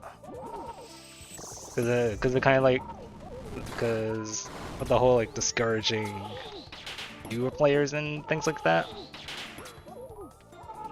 Cause it's like if you kind of just like immediately crap like tell someone to like KYS or something because something else like because like you got like unlucky with RNG and stuff. And it's like no, it's funny. Well, first of all, if you beat someone that like you shouldn't normally because they got lucky, it's funny when they rage. But like for me at least, but you know, I like it's just a little exhausting. I imagine being that like doing that all the time. But like one of the more satisfying things, I guess, with PvP. Well, yeah, specifically in Last Man Standing, not in the Wilderness. Wilderness is like a whole different experience. Because there's a lot more like stakes behind it. Like you're actually losing stuff. Like in Last Man Standing, it's like a pure, like you have a pure fight to the death. And like, you know, never back down no matter what sort of thing. The one last HP is the one that matters. It's like Wilderness speaking, it's like you you have to be comfortable with like, well, you either have to run away when you're about to die, or you have to just like, you know, hope that you can kill like the other player, and that's assuming they don't have like a team or another person. But you know, Last Man Standing, you just like throw yourself in there. You know, as long as you have like public, I guess like you can. There's like also a thing where you can just have public chat off and just like focus on like your movement and clicks. But it's like also kind, it's like like part of the fun is like see like what other people like say during like PvP matches. Like, well, like you know, yeah, I'd say like 80% of players say good fight. Wait a minute. Okay, I might have discovered there might be a tech I want to experiment with the Hunleff that I'm a little intrigued about. I'll do testing afterward. But what I was saying earlier about like the PvP interactions is just like I just see like try to have like a fair fight. Where it's like, you know, because in Last Man Standing I try to make it so that like if the other player like requests something, like if they want like a spec weapon or like wait for a gear upgrade, then I let them have it so that it's more enjoyable as like a PvP fight. But no, public chat off, like you can't really see that whole thing. Like you miss like like the pointless things that like makes, well, I guess makes RuneScape like a whole like MMO and what makes RuneScape an MMO. And well, yeah, it's like I have to kind of keep. Oh, because something like Echo Boss, I didn't know that was a thing. But No, I kind of do have to keep like public chat off, or it's like I like take a peek at it. Uh, yeah, I take a peek at it like after like I die or I kill the person in the fight. Because it's like, because if they're trash talking in the middle of the kill as in the middle of the fight as like I'm getting like sweeped, then it's like, no, I don't want I don't want to see that.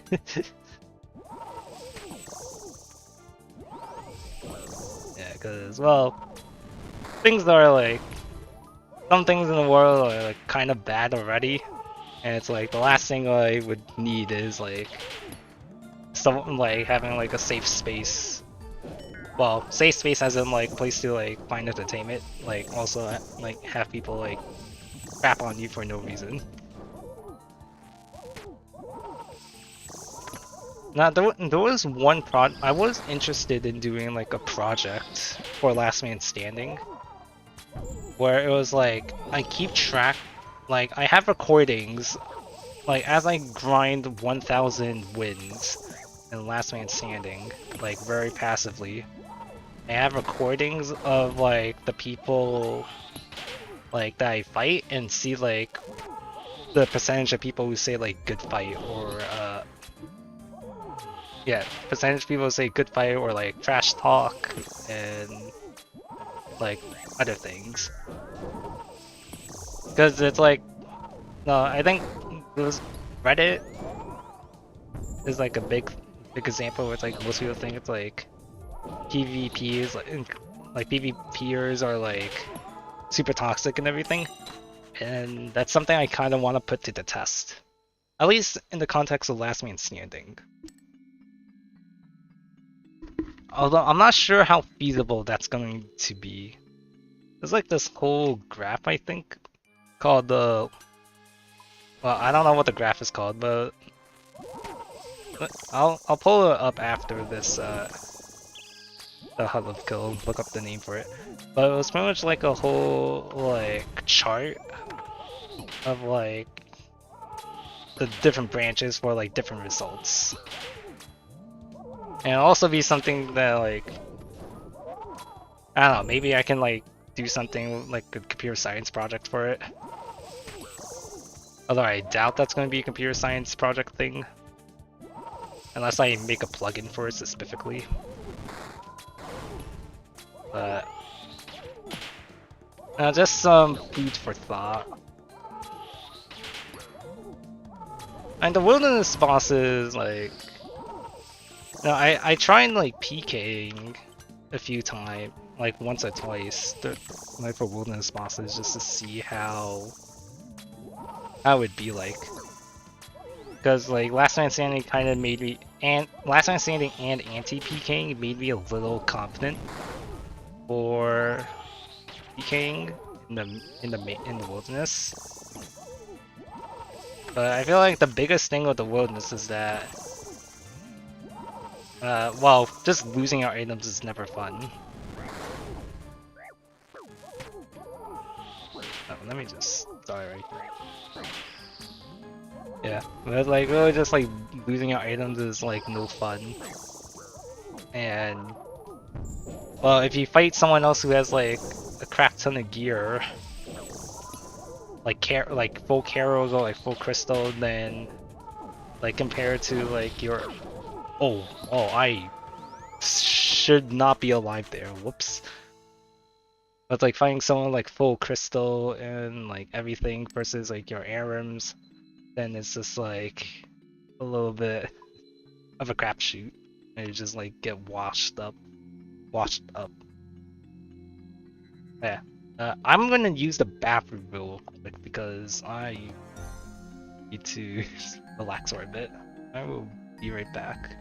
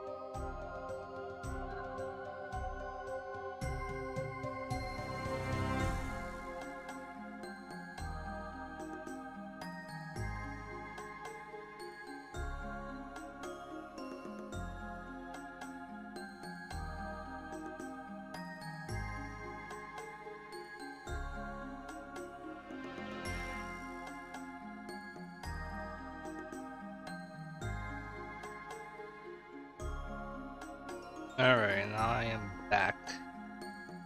No, I think I realized like, I don't know how long I've been streaming for, 2 hours I think? Less than 2 hours, and I'm very exhausted already. Probably because like, I have not given myself like a break to like speak. Oh yeah, but the whole graph thing I was talking about with the last man standing thing was the Sankey-matic. Yeah, yeah, because this website had like a bunch of like visualization for like it's like displaying like different outcomes. Like you see it for like resume, like people applying resumes, or like in the context of like Final Fantasy 14, like the points where they made progress in. And I guess you can do something like that for Inferno, like where it's like number of Inferno attempts and then like what waves like you reached and how you died. There's a lot of like potential you can do for it. Yeah, I've been trying to figure out what the name was for that for the longest time. And well, it's called the Sankey-matic. Very interesting. Yeah, it's very neat. And I hope I can make a graph with that someday. It's just a matter of when. I think like after like talking like constantly for 2 hours, I think I'm gonna like not like be nearly as hyper.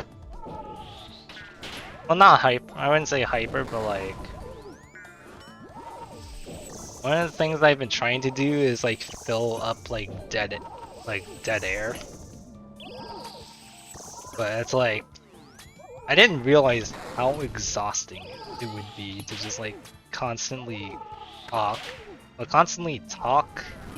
like thinking of like things to say while also doing Echo Hunleff at the exact same time.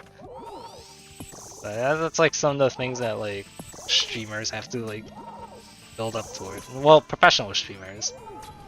Like I do not intend to do this as like, was it like a part-time or even a full-time job thing? Because well, that is like incredibly unstable, and well, I gotta use my degree from college somehow, and it's definitely not gonna be streaming. Although there might be like some ideas that I'll have with it. You know, like I made like some like video. I done like some video editing to. I done like one RuneScape video, and then like Battle Cat's brain rot is like the best thing I could describe like my video content. Like all my live streams have specifically been like RuneScape like for the past year. Cause I stopped playing Battle Cats after a while. But it's like, you know, I kind of want to make videos that are just like more like chill and like laid back. Cause like, you know, there's like the and there's a combat level. It's like, you know, RuneScape videos are like a mix of like oh, I've done like extreme tile locked Ultimate Iron Man, and like, you know, I have to like some people put themselves through like sadistic grinds, and you know, you have the other end of the, but and it's like I don't think there's like enough of the casual like RuneScape videos, like, you know, Alien Food I think is one of the biggest ones with the unguided thing. Wild Mudkip I think is also another one who shows like who shows more of like I watched like his League videos or Raider Shores, and it's like his content is like a lot more like shows like the whole process sort of thing, instead of like jump cutting to like every single possible thing, like showing the grind I think. Although I'm not sure how true that is for his. No, I'm not sure how true that is for his other videos. But no, that's sort of like the inspiration I like look towards. At least with my like my streaming stuff.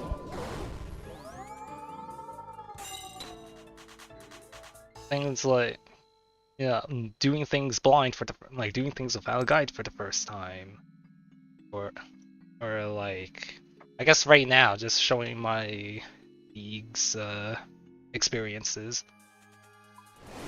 Now I would go to Twitch.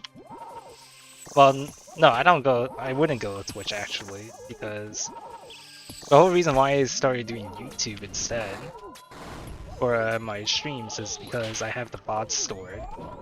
So whenever I go back, whenever I have like memories I want to look back to, then it's right there in the channel and I can just go back whenever I want. The Twitch VODs do not stay up. Well, they stay for up to 2 weeks, I think. Yeah, 2 weeks if you're not like affiliated or anything. And it's like usually what you have to do is export your VODs like automatically after the thing releases, after you're done with the VOD. But yeah, the thing about like YouTube is that I think discoverability was also like a big thing as well. I'm not sure how many people like actually like came here through like recommendations or whatever. But I know like Twitch is like pretty like not great with the like whole algorithm with like no name content creators, like no name streamers. Because I would say I'm a no name streamer. There's like hundreds like what's that? I think 170 subscribers at the moment. But it's like I don't really care about numbers a whole lot because this is like mainly, well, one, it's a practice thing, like maintaining like discussions and conversations. Two, it's mainly a memory archive for like things I experienced for the first time.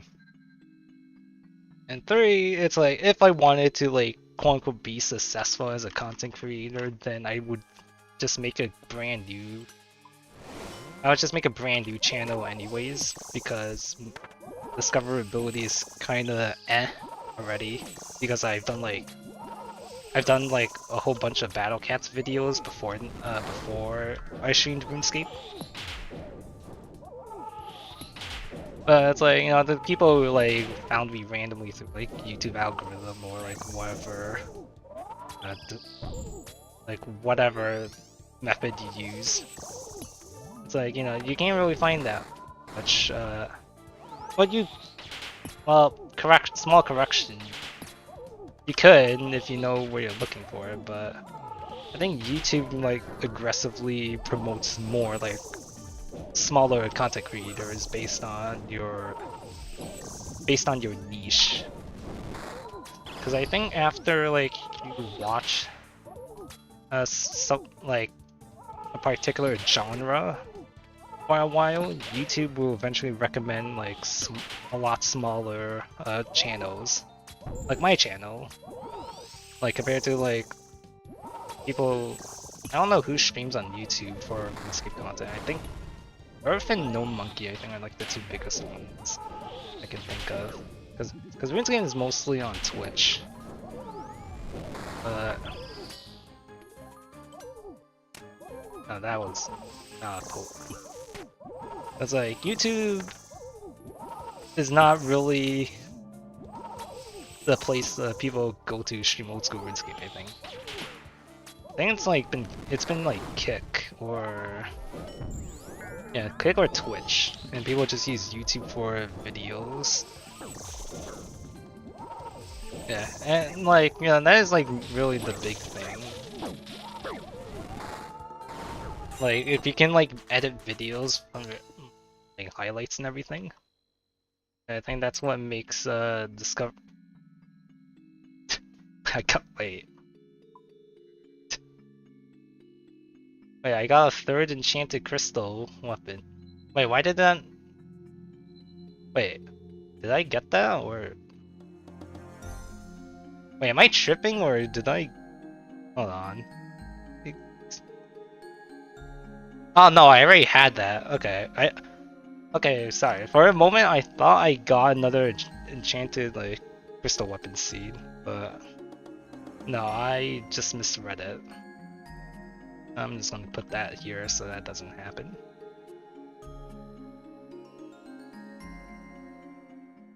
And with that, I completely forgot. Well, no, I think I was talking about like Witch and Discovery and all that kind of stuff. But really, it's just I just stream on YouTube because it's easier to handle archives. And like, you know, if I want to, I can just edit videos. Now, the one thing that Twitch does have that's better than YouTube is the audio separation. Because I believe Twitch you can isolate audio. Whoops, that's a misspoke. I believe on Twitch you can isolate audio, whereas YouTube it's all like one audio file that you have to like work with. Now, normally, if that's not like an issue. Well, normally I imagine like for most like people who want to make videos, it's not that much of an issue. But for me, the big thing is that I like to play with in-game music on, so it really messes up with like if I want to add like my own music in, because I'd either have to stream with either like with no music on, which is very boring, or like I have to like overlap the current audio with louder music. Like, you know, if I were to edit like this whole stream down into a video about like doing Hunleff, you know, all the times when I'm speaking, it's just going to be jump cutting to different parts of the soundtrack, and that's like a pretty bad viewing experience, I think. Because streams, it's like you're gonna hear me the entire time, so you're gonna hear like it all live, so the music is not gonna be like screwed up. Well, the music won't be screwed up because this is like unedited and everything. But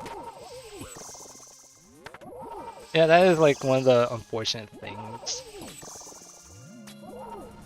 and that's like also like one of the big things about debating whether I want to do like bosses without a guide or not. Like whether to make it into a video or a stream in the future.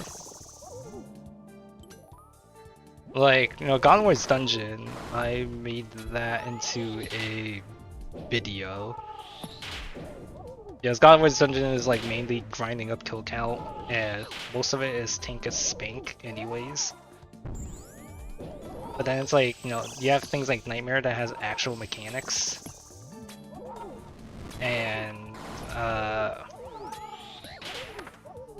important thing is the music. The music really like makes a big part of boss fights.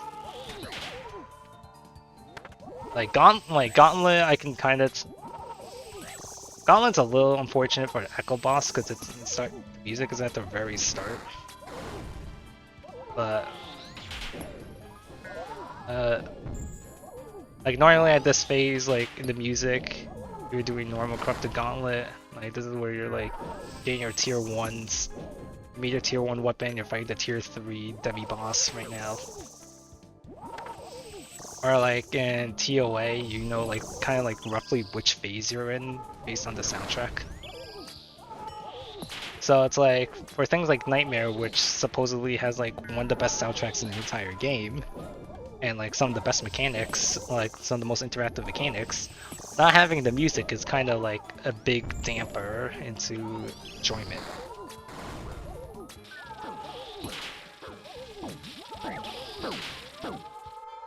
Yeah, I love Last Stand. But yeah, not music is definitely a big thing for me. Has it really been sunny?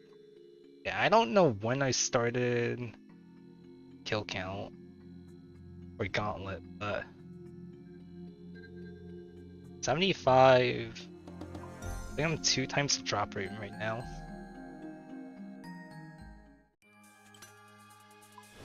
And you know, I might go to bed soon because I've been trying to have my sleep schedule be better. 'Cause at the moment, it is midnight for me, and you know, the past streams I've done were all at like 4 a.m. in the morning. Now this time, like I woke up at like 8 o'clock for the first time in like over 4 honestly over 4 years.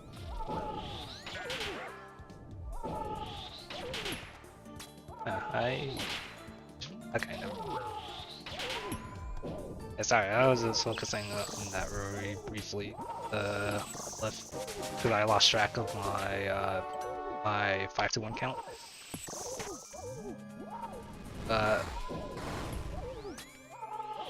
Uh, no, I normally am a pretty big night owl. So it's like I wake up at like 12 in the morning, 12 at noon, or like sleep at like 3 a.m. Probably like in the aftermath of like college life. Cause now I have to like readjust to living back home with my parents. Like staying up so that they can actually like see my face more. And well, it's definitely taking time to get used to again.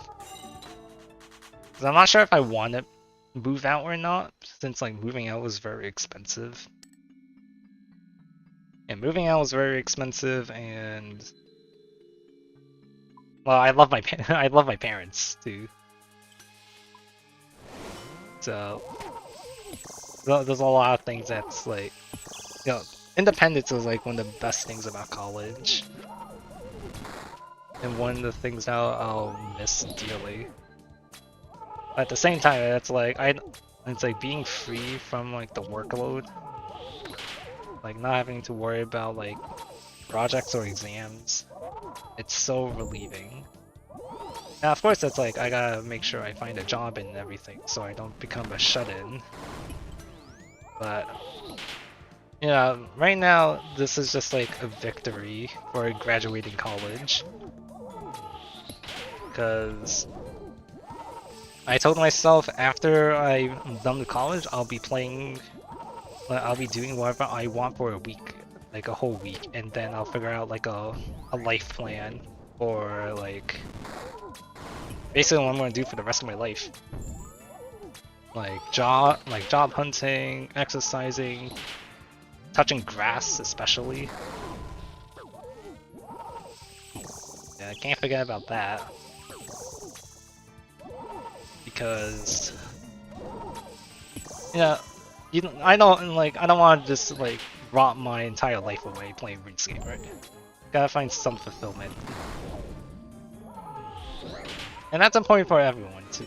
Like you gotta figure out a set life and plan before you can have fun. 4, 5. Sweet. But you have to figure out a plan for life before you can like have fun. Also, where is my damn armor seed? It's 3 times the drop rate so far.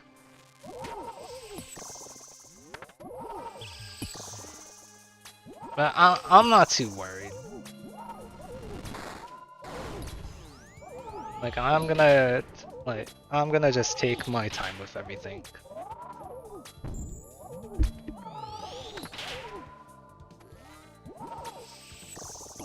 Eventually things will work out.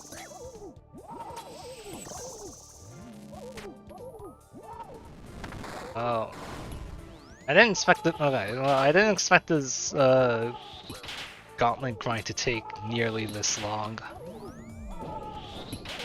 But like, you know, when I was doing the whole Musfa grind for my Venator bow, it was like very boring.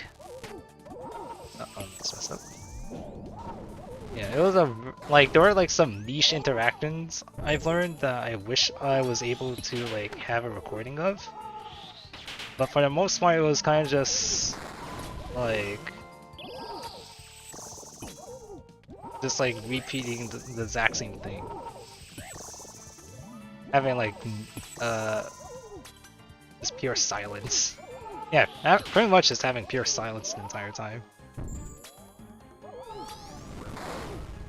Here it's like at least have an archive of how currently like my luck at the moment, and just like I guess movement in general, or just yapping really. I mean that's what most streamers are good at, I think. Is like figuring out what to say, everything, or like however long they need to. I'm really hoping I can. I'm really hoping I can finish this soon, because I am slowly starting to run out of things, if I'm being honest.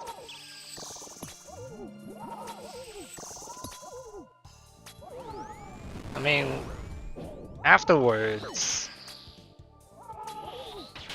yeah, after the bowfa grind, it was just gonna be, yeah, Dagnov Kings. Because I still don't have, well, I got my Fury after, oh, that was a prayer switch. Got my amulet of Fury after I got my first 2 weapon seeds. But, you know, I want the Echo Dagnov King jewelry. Because I think you get like 15 range bonus for the amulet and ring. And when you combine that with the dragon darts from Vorkath with my regions, you end up getting a rapid fire machine gun. This dragon darts with tier 3 range like outclasses like some tier 6 setups. So it's like kind of going like tier 5 range could be like a little redundant sometimes. And that's sort of like the unfortunate thing, because it's like, oh, I can trigger last stand. Yeah, but like that's kind of the unfortunate thing with like range being incredibly busted this week's, is that there's like less time for. Well, actually no, because that's only if you care objectively about like having the best performance and the most optimal setup and everything. Because, you know, melee with Varlamore, when you have the dual Makaharis, is like pretty fun when you can get the rapid fire bongos. No, Tyrwin I think is more like for, I'm not sure, I think it's more of a melee thing with the Crystal Blessing. But yeah, I only chose Tyrwin because I wanted to do Echo Hunleff. Because I don't like, if I was going for your range, I might have chosen. But I don't know what my other region would have been. Definitely not can. I think it was gonna be either a mage build, a full range build, or a full mage build. Because with my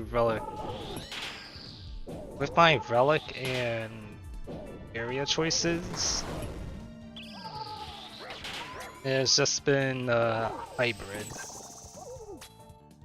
Because I think I already said things about like wanting to use the shadow and twisted bow at 2-tick attack speed. But I don't know, if I had time to do a second encounter, I would. But I think after the leagues is over, I'm just gonna crash out and like play some other game. Like whatever Steam games I have. I have not been using the right style the entire time. Okay, never mind. So I think if I didn't eat there was a chance I could have died. Not 100% sure. I think I started at like 20-ish kill count. It's been 88 kills. Still do not have my armor seed. I think I'll do 2 more and then I'll switch to Dagnov Kings. Just worry about this later because I don't want Now 2 hours of straight Hunleff is a little much. More importantly, I do want to revisit Dagnov Kings. Now the biggest thing with Echo Dagnov Kings is that the prayer does not like. There's like an enrage phase with Dagnov Kings where there's a bunch of poison puddles that come up. But what I didn't realize at the time is that all the prayers for the Dagnov Kings drop. So what ends up happening is that you can just target whichever like boss you're strongest against. And you'll be like completely fine. When I tried it both times, I didn't realize that because I was panicking about the poison puddles, and I thought you had to kill Supreme first. But it turns out they share the same health bar. Yeah, because they share the same health bar, you can just target, and all their prayers drop, you can just target whoever is the vulnerable. Then that like trivializes the whole kill. And one more sip of water.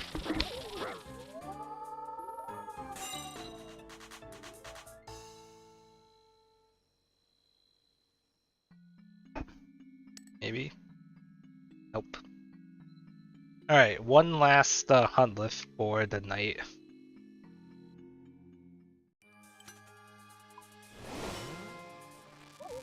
So that means I'll be 4 times above drop rate. And I think that'll be a good point to stop. And okay, whatever. Oh yeah, I do need to do the Recluse throw for the Dagnov King teleport. I forgot to set. I was gonna set that up before stream because I had that set to Volcanic Mine, but I kind of don't want to walk all the way to the safe spot. Like on 1 in 50 though. Well, not yeah. I want to say around 1 in 50 for the clue step.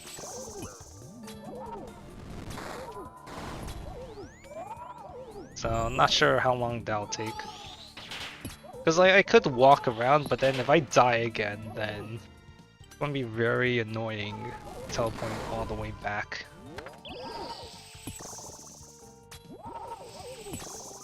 Then again, it took me like 30 minutes to get the volcanic mine clue step. Because I wanted to do volcanic mine since I have a volcano unlocked. And that was my fastest way of getting, what is it? Fastest way of getting, level 70 mining.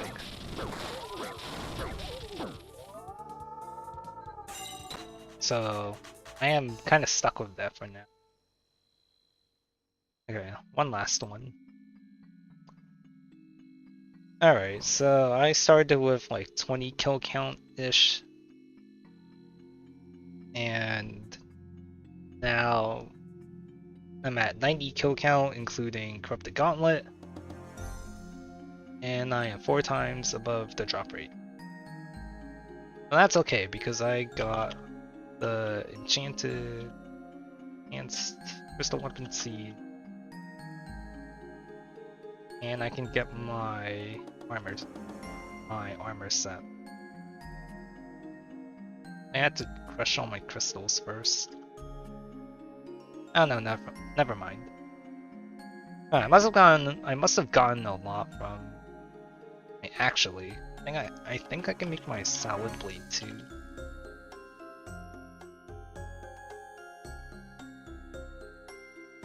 Now, I know bowfa is sort of redundant with the Nature's Reprisal with tier 5 range, but the 10 tile radius is very important. Alright, make 1 crystal body. Make 1 bowfa. And make... I'll corrupt the bowfa.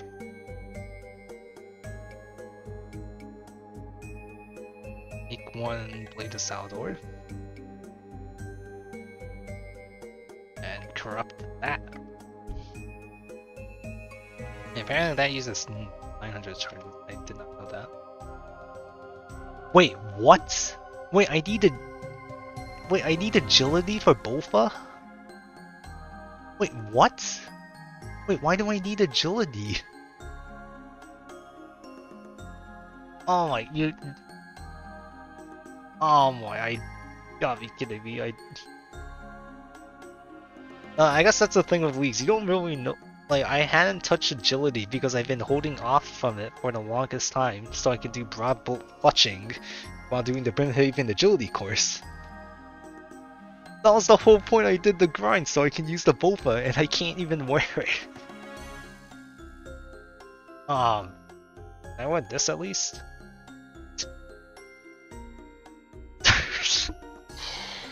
Oh.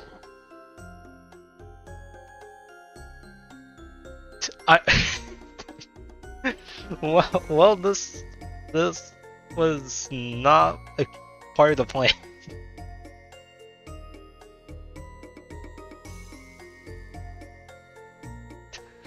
After all of that, after corrupting the bowfa, after getting the armor seeds for the crystal body, I can't even wear the items I wanted. Okay, you know what? That's fine. Let me do the Dagnauth Kings. I don't wanna think about that anymore, and I'll just go for this instead. Oh, I know what I'm doing off stream, apart from getting the last piece of the armor set. I mean, all this was to prepare for the inferno, so once I have that set up, then I should be good to go.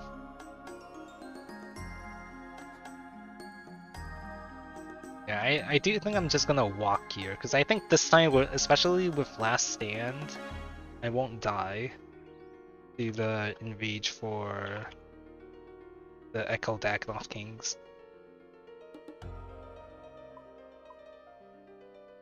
Just getting all set. As a banker's note, you can just trivialize a lot of mechanics. As long as you have the resources for it. Throwing axe, that rock. I think that's everything. Oh yeah, no, I need the crystal blessing. Because that's my best weapon. Well, it would have been Blade of Saldor, but that's my best weapon at the moment. I don't think I'm forgetting anything else. It's the prayer potion. All the summer pies, I guess.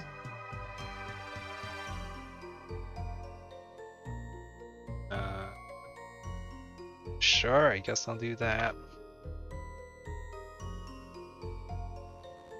Oh, and the Echo Orb. I almost forgot about that.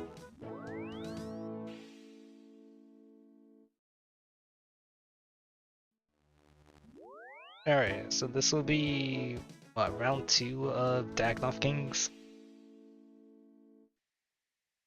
And the other part of the stream that the title that I mentioned it doing, but decided not. Decided to touch on it after like 2 hours and 30 minutes. I think the drop rate is 1 in 25.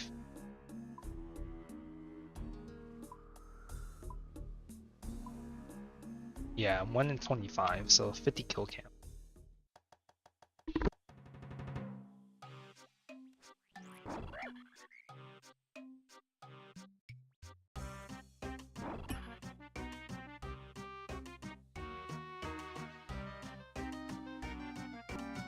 Now I'm pretty sure I don't need an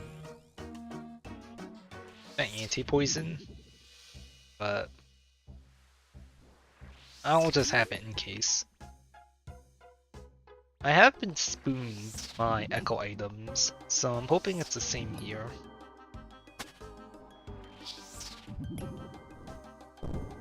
I do need to go through this whole thing.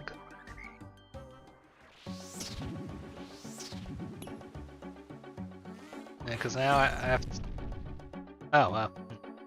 Now I have to like go through the whole training process of agility. And it's like, there is underwater thieving that I can do with dodgy deals, but I don't want to do underwater thieving because I have bad memories of it. Like, it was a miserable experience when I was trying to get my fossil checklist. And that's partially because I don't have flippers unlocked.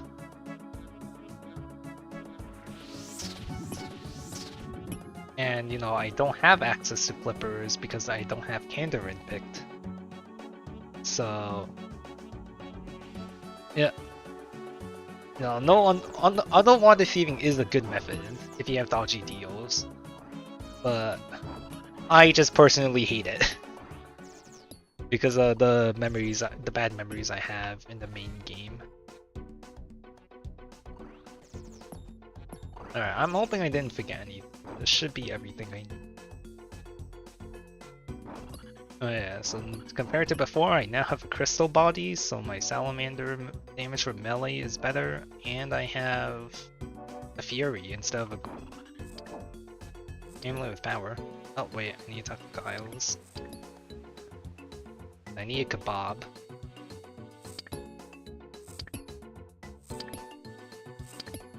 Oh my god, wait. Okay, I need to... This is an axe. Nope. If you get a kebab from the brothers, that's 80 points, and I still need that. That's okay.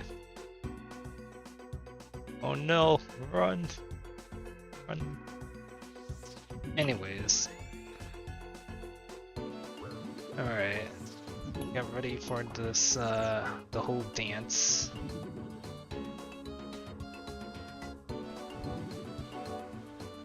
So it's Prime that attacks first, then Prime Supreme Rex. 1, 2, 1, 2, 1, 2, 1, 2, 3. Oh, I forgot to bring potions for my combat. But it's pretty much just repeat this whole process. And with Rex, luckily his magic defense is super low still, even in Echo, so I'm fine wearing Crystal Armor here.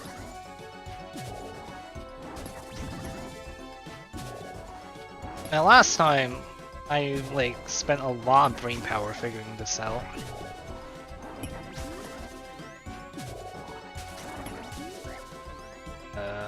Two, 3. 1, 2. But all I know is that the biggest thing is that you want to pray against Rex, Supreme, or pray against who's this? Prime? Always pray against Prime first. That's the one prayer flick you don't want to mess up, because Prime still does the most damage. 1, 2. 1, 2, 3. 2, 3. Just like that. They attack every 5 ticks. If you've done Manticores in Colosseum, it's sort of like that.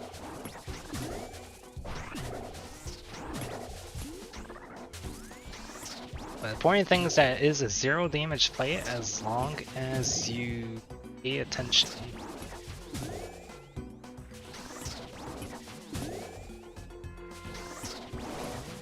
Just gotta make sure you click at the right time. Because Rex always syncs up with the other Dagmoth Kings. The other Dagmoth Kings. You kind of have like 2 ticks to do whatever you need to do. But when Enrage hits, that's when it really gets hectic. So I might just skip it.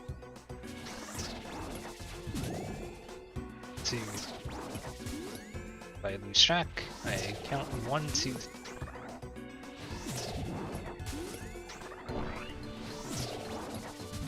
Pay attention. Remember, it's a 0 damage fight. It's a 0 damage fight. Do your prayers right. 2, 3. 1, 2, 3. 2, 3. Just like that. 3. 2. 2. See right there, I messed up, but it's okay because I have Last Stand and they do not do that much damage. Well, Prime does. Prime doesn't. And now, once Enrage hits, it's going to be very hectic. As puddles will spawn at the 4th tick at their rotation, so you really only have... Oh wait, no, they do have the thing.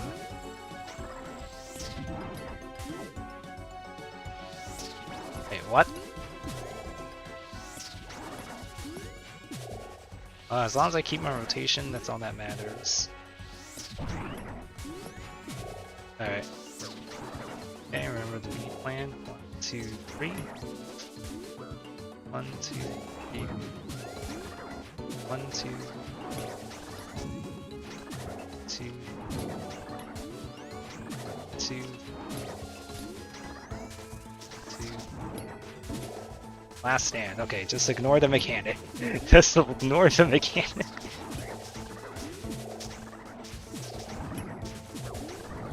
Combat task completed. Okay, well, I don't know. Okay, let me get out of here. I need to process that for a moment. Oh, and I get Combat Mastery Point too.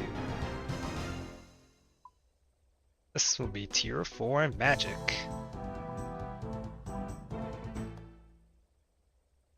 Get that.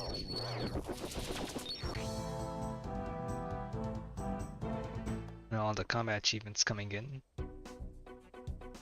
Crystal Key is very nice because I do need to use that. I don't know if there's a timer for last stand you can have on the ready. Ah, there you go.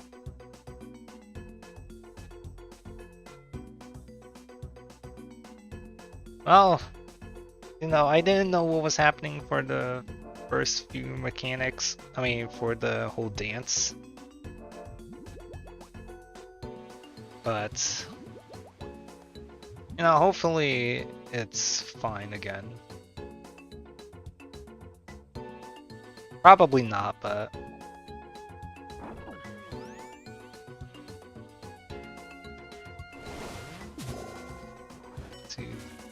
And I already messed up. 2. Yeah, this is gonna... This is a lot like more of a struggle for me personally. Because here it's like, there's not really much room you can do to adjust. Because it's either you pray correctly or you don't pray correctly. Like Hunleff, you have so much you can do with like movement. Like wacky move options. And then here it's like, you know, you either get it right or you don't.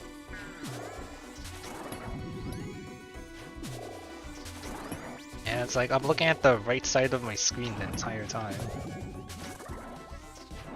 So, if there's something that's like off, then it's like, I won't know. Right there, I messed up.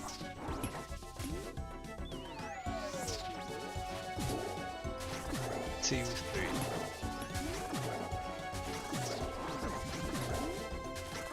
Two. 1, 2. 2.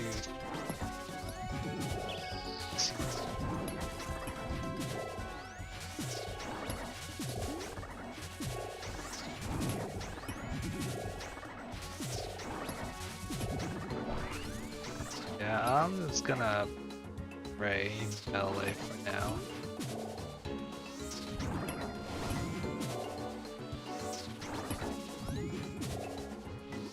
No, it's a fun fight. Don't get me wrong. It's just a lot.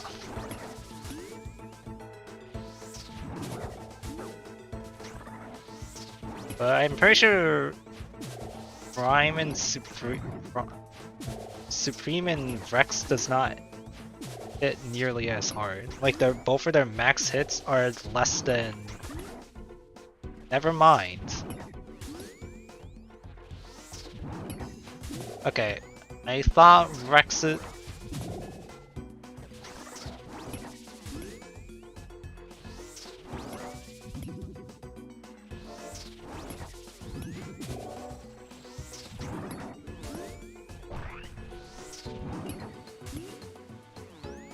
Okay, hold on. 2. Okay. I've been losing my rhythm. 2. 1, 2. Yeah, okay. Much easier now. I think I've been going 1 tick faster. Really, is just the biggest thing is just stand still for a moment and think. To make sure that you're not going too fast or too slow.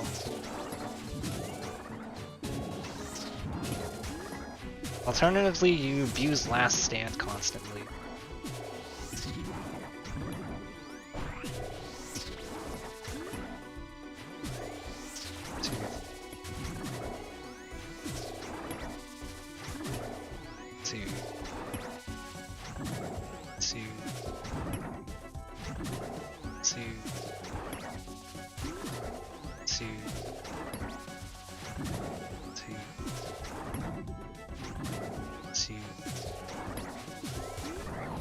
Hey, there we go, that was clean.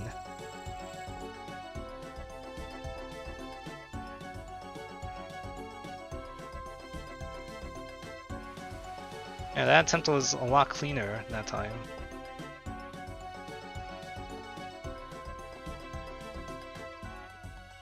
There we go. Now is this how do I keep this up the entire time?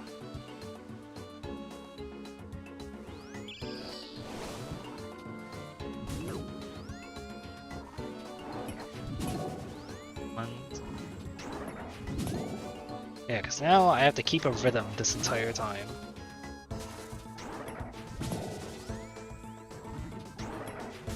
Yeah, because really you only, like, after the puddle movement in Rage, you have 0.6 seconds to figure out what you need to do. And well, it's certainly a lot.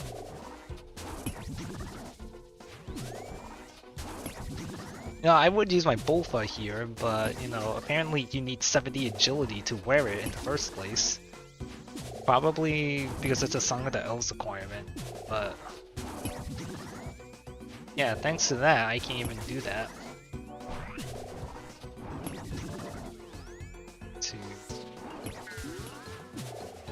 Yeah, always make sure you need to do something, then it's okay to completely stop DPS.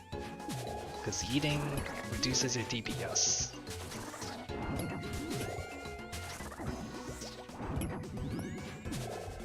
This is here like what I'm using Last Stand more as a safety net than DPS gain.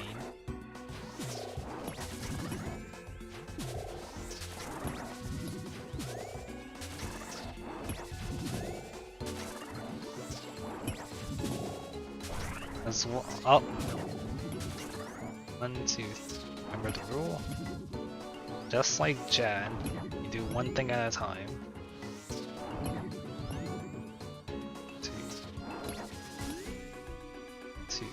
Got my potion set up. 2. Just like that. Just keeping your rhythm. You lose your rhythm, you die. Thank God the salamander exists. So if I didn't have the salamander, I'd be screwed. Because with the salamander, I can range Supreme. Not have to worry about distance. You're gonna stay this way the entire time. Yeah, unfortunately my melee is gonna be pretty slow. Because I don't have the Salad Blade with me.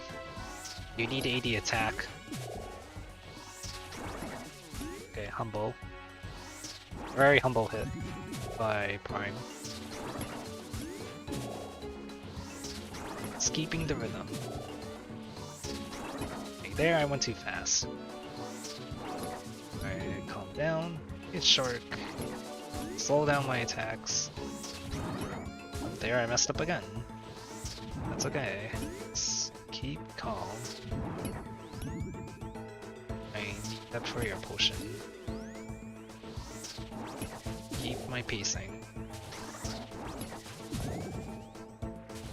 And just like that. And it's very important to know how to recover from things. Because it's like, you gotta know when to not panic. Right? So right now, so puddles are moving. Okay, that's fine. 2. How many potions? 2. 1, 2.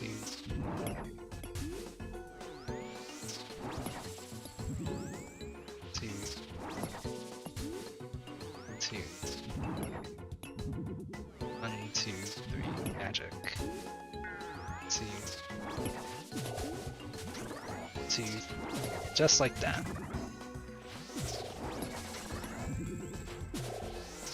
Lots of brain power needed. Yeah, no, if you had like tier 6 range, I imagine like this is like easily trivialized.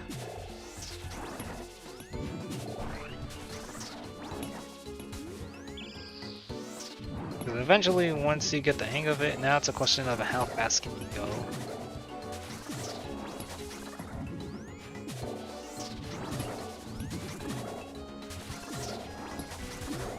It's a bit late. Prime again. Get late again, calm down. 1, 2, back on set. 2, 2, I, 2, 2.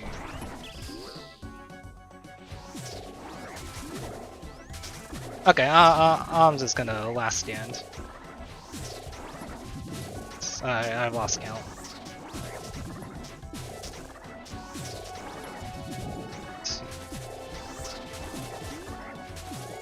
1, 2. Oh god. 1, 2, 3. 1, 2, 2, 2, 3, 2, 2, 3, 2, 3, 2, 3. Okay, there we go. Oh my god, okay. Oh, that's so rough.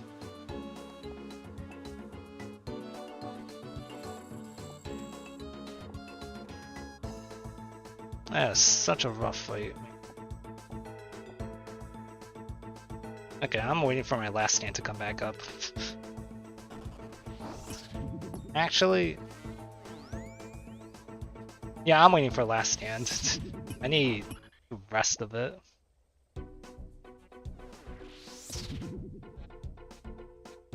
Diagonal King takes so long to kill. No, maybe I might just do it and do the stream. Oh, sorry. I'm gonna maybe stop streaming just so I can get my Blade of Saldor and my other crystal armor set up. Just so I don't have to grind this for nearly as long. Because I can foresee this being a very, very long grind.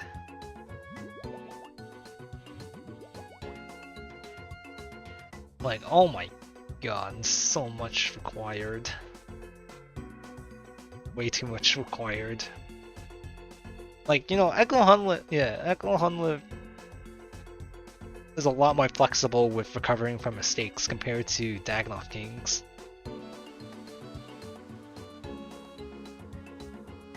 And it's just way too much.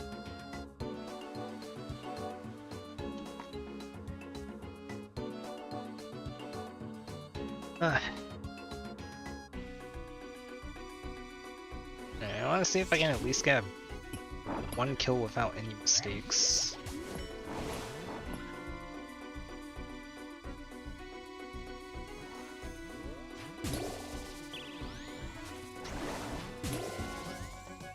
Now, I guess I could freeze Prime. I mean, freeze Rex. But I'm not sure how that's gonna go.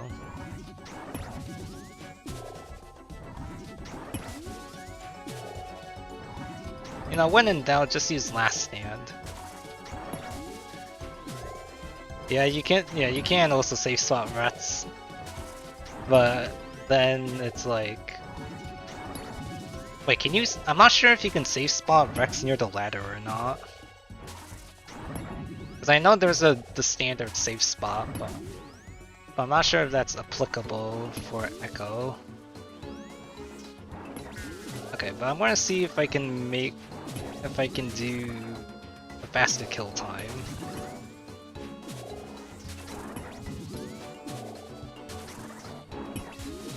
Oh, 2. No, like compared to like Echo Hunleff, I'm just yep, there's all the damage. 2. 2. Yeah, compared to Echo Hunleff when I was just doing like 5-to-1 like effortlessly and just like not taking that much damage, not using much food. Here it's just like counting to 3 with Moshu. And I still can't like count to 3.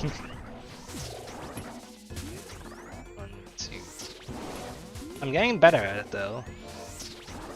That's the important thing. Like, I've only made one mistake so far.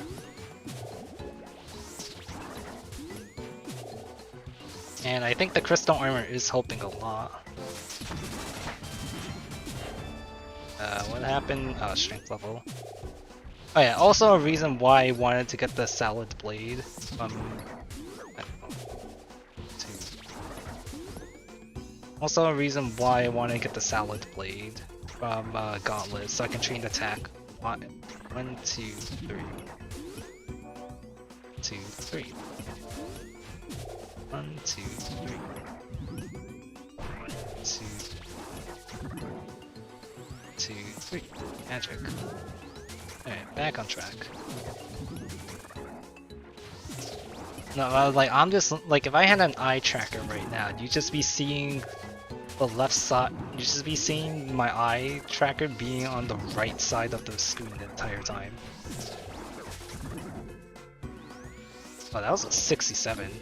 Okay, at least my peripheral vision saw that.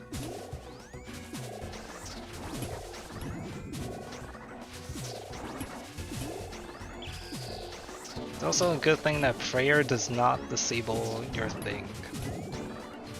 Oh, you know, maybe I should have brought like thralls or something.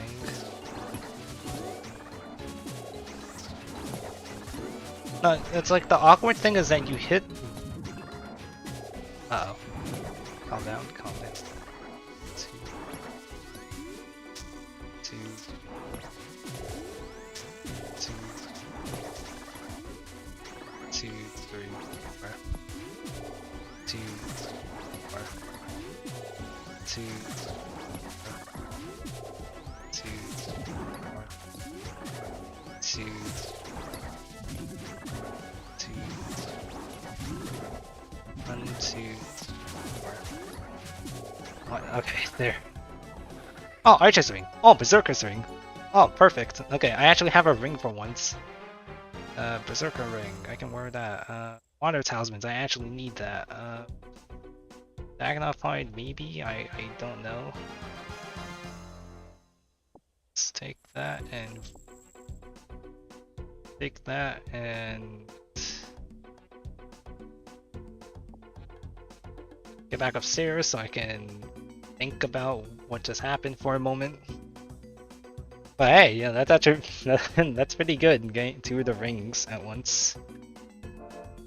More importantly, I actually have a ring slot that I can use because it's been empty the entire time.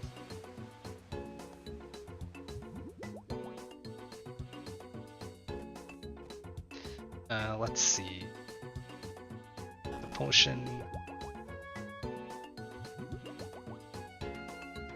This will at least make the grind just somewhat more tolerable. Okay. What just happened? Divine Raging Pot went down, so bring that back up. 3 prayer potions. That. And that shouldn't be everything, I think. I'm doing one more kill, because I don't want to stay up too late. 2. Okay. I think Rex like specifically waits on the 3rd tick only to hit. That's like the nice things they made about the Echo bosses. 2. I think I can't purchase ring just for enrage. Now I don't think in the main game. Trying to think in the main game what I use. I don't even think I used a ring for the main game or range. Technically Ring of Shadows, I think, or Ring of Wealth. I messed up the flick combo. Okay, I'm starting to get the rhythm for it now.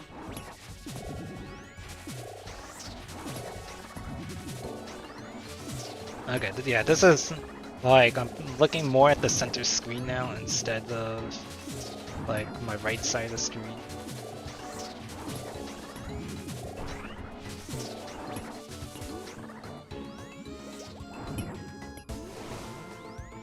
Yeah, there we go, there we go. That only took one rotation cycle. Starting to get the hang of it now. Like how like noticeably slower this is with melee compared to like range.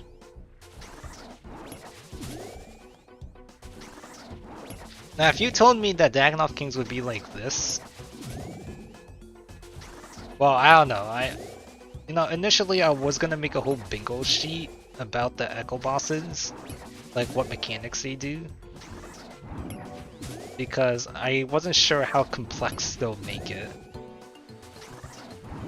And it turns out they don't make it too complex.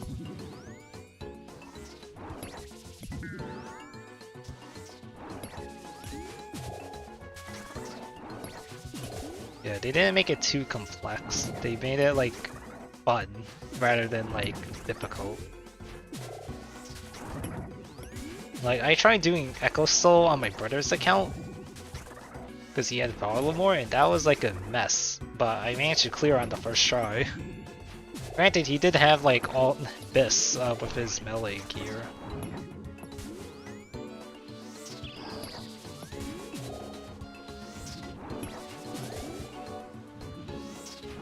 Okay.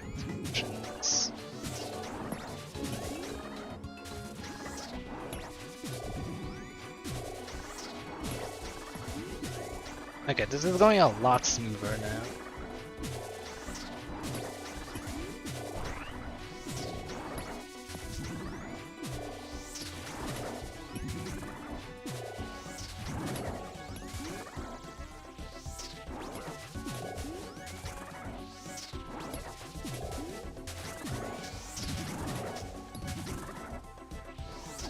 Okay, well, I got last stand. Yeah, like, oh, I messed up there. That's okay.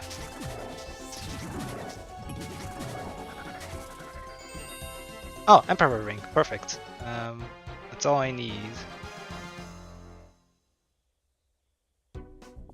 Stagnant Bone, Stagnant.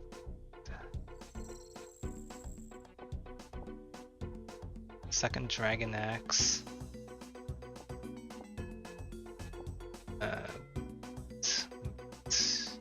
I want to do one more kill. Maybe I get a back-to-back.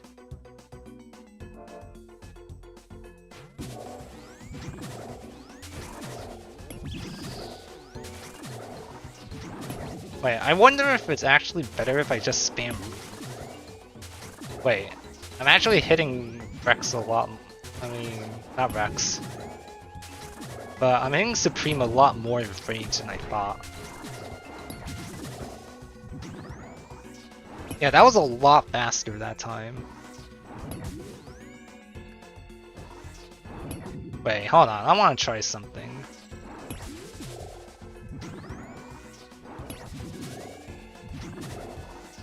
Because if I've just been switching for no reason when, like, the DPS was, like, fine.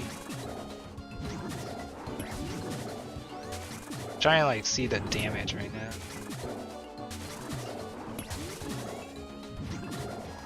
Oh my god, I think it might have been better to just camp range the entire time instead.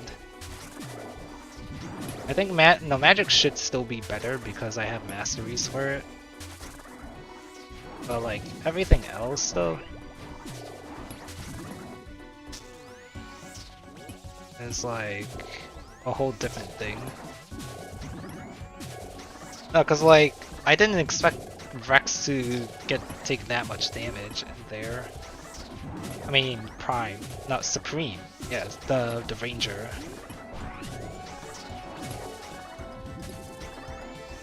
Like, let's see. Like, this is still staying at range. I have Crystal Blessing and Crystal Armor on. And look how frequently I'm hitting. Like, I'm hitting once every other hit. And you know, that would be slow, but then the thing is that the Salamander attacks in 5 ticks, and I attack in 2 ticks. So this is actually, I think, a net DPS.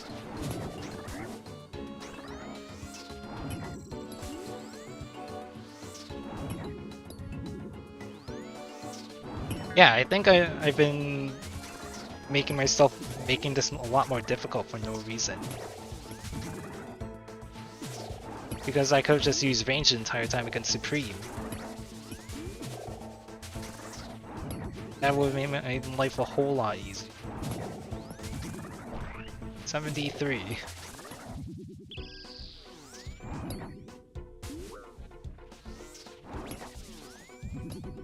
Okay.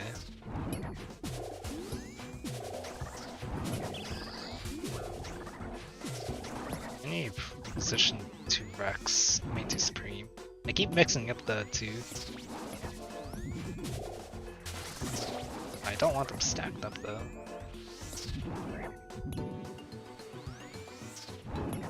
Just... Okay, there we go.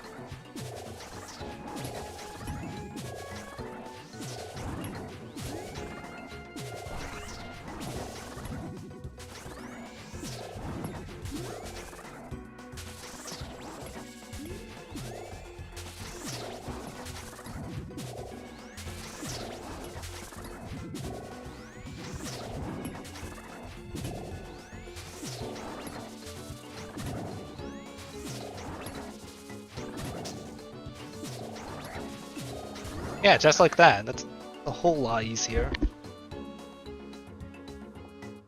Alright. I think I am gonna go to bed after that though. I'm pretty exhausted. But hey, you know, at least the grind is gonna be a lot easier.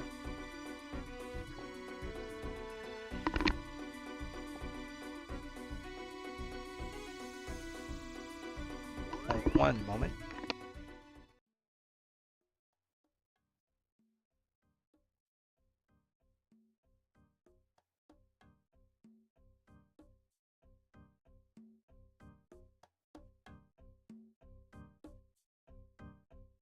Alright.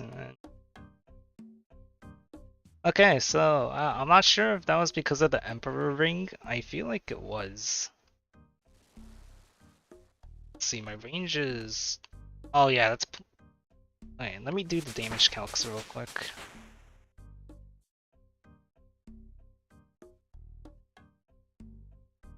Make sure I can show this so that I don't accidentally dox myself.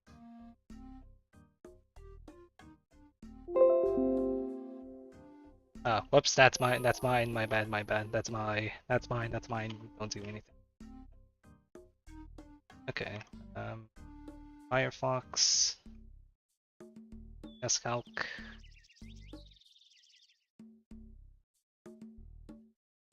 Load data, lights.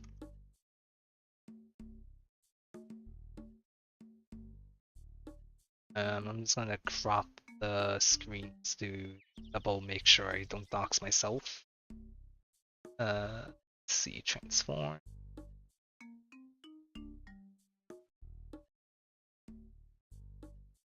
Let's do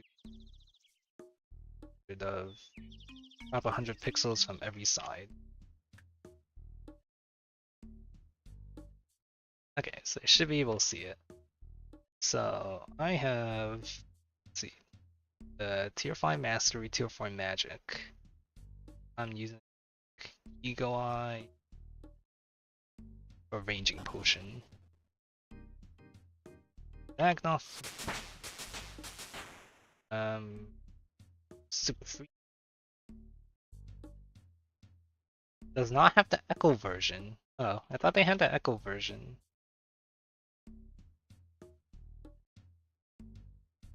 Is there no stats for Supreme? Thought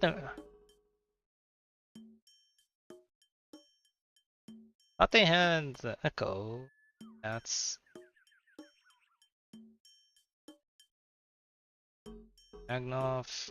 Right. Oh no, I guess not. Huh, okay, I thought the wiki would have it by... Oh yeah, they do. I type in echo. Ah, I guess it's just not implemented. Okay, I'll just use normal Supreme then for my baseline. Range and rapid here, and then if I use melee stab with this. Oh my god, I've been gutting. Oh, I know why. I think I know why. It's because one, I'm not using melee and range boost, and two, I'm under levels for melee and range. That makes so much more sense as to why I'm not doing that much damage with melee. I've been making this a lot harder for myself for no reason. What's okay? Because if I did 99, wait, why is that though? Why isn't? Because I thought, because like if I compare it for Rex, what?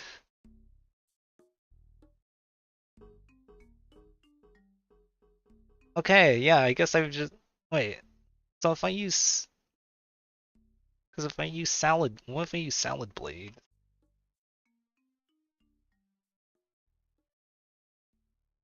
Oh my god, yeah, range is so busted. Then I did not realize how busted range was. Wow, yeah, like, because like part of the reason why I wanted to get the, I was thinking of getting the salad blade was for Echo Daganov Kings, but I didn't realize just how strong the nature surprisal was. Like even if I removed the ring and even if I had like the crystal helm with like Heidi and well, super combat makes a bigger difference, but well, like, doesn't look how much of a difference it makes. Like I needed max stats in order for this to be like more accurate than the there's a prize though.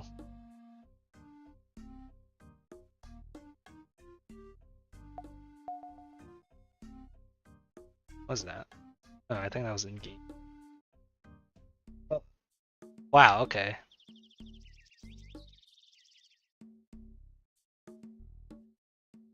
That makes the whole grind a lot easier to do.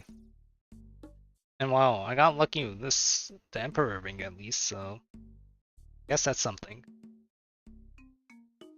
But I am gonna stop now because I would say I think I kind of challenged myself today with like talking as much as talking a whole lot, filling up that air. So maybe it's not necessarily the best thing to be constantly talking like every 5 seconds while like doing something like highly intensive. But hey, like most of my streams I just like don't talk a whole lot, so you know, no matter what happens, like I think I consider it a success as well. It's like also like talking a whole lot. Well, I have to like interact with people in person, or like random people. That's like a whole thing. In any case, I'm not sure what I'm gonna do next. I will be grinding. Yeah, I guess I'll be grinding for the armor seed and the amulet tomorrow. Not sure if I'm gonna stream that, but the whole thing is just gonna be get the amulet, get the crystal helm, and then prepare for inferno, so that I could get my last mastery point. I died to inferno from Zuck because I got one shot, but I know the tiles this time. I know the tiles, I know how blobs work somewhat, I know how to do off-ticking a bit. I did like a little bit of research on that. And yeah, it's just I'll see what happens tomorrow. Yeah, thanks for watching if you did this far. Because I think, yeah, I think my view count was like above like 5 for like like 5 or 6 the entire time, which is the most I've ever gotten. What was the time where I got 10 at the start of like, what was it, my second stream of leagues, but but like that was pretty much it. I had to make a 4 dose potion task. Wait, which one?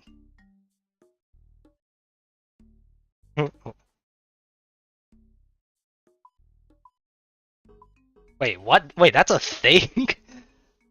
Oh, well, wait, hold on.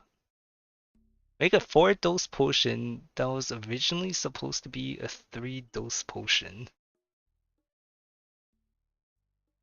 Okay, I'll be honest, I have no clue. But if I would have to guess,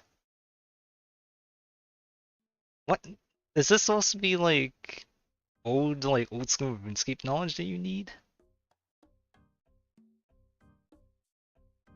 Um,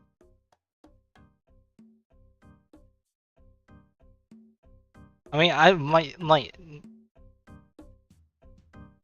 make a 4 dose potion originally supposed to be a dose potion. Because I was thinking just an amulet chemistry, but that's obviously like this thing is so niche that I yeah, my guess is amulet of chemistry, but then hold on, actually, let me test that right now. Let me test that right now. I'm not gonna look it up. I'm gonna test it right now. And I don't want the answer to that. It's probably not it, but you know, someone had to discover this interaction in the first place. And I imagine there has to have been some conversation about it.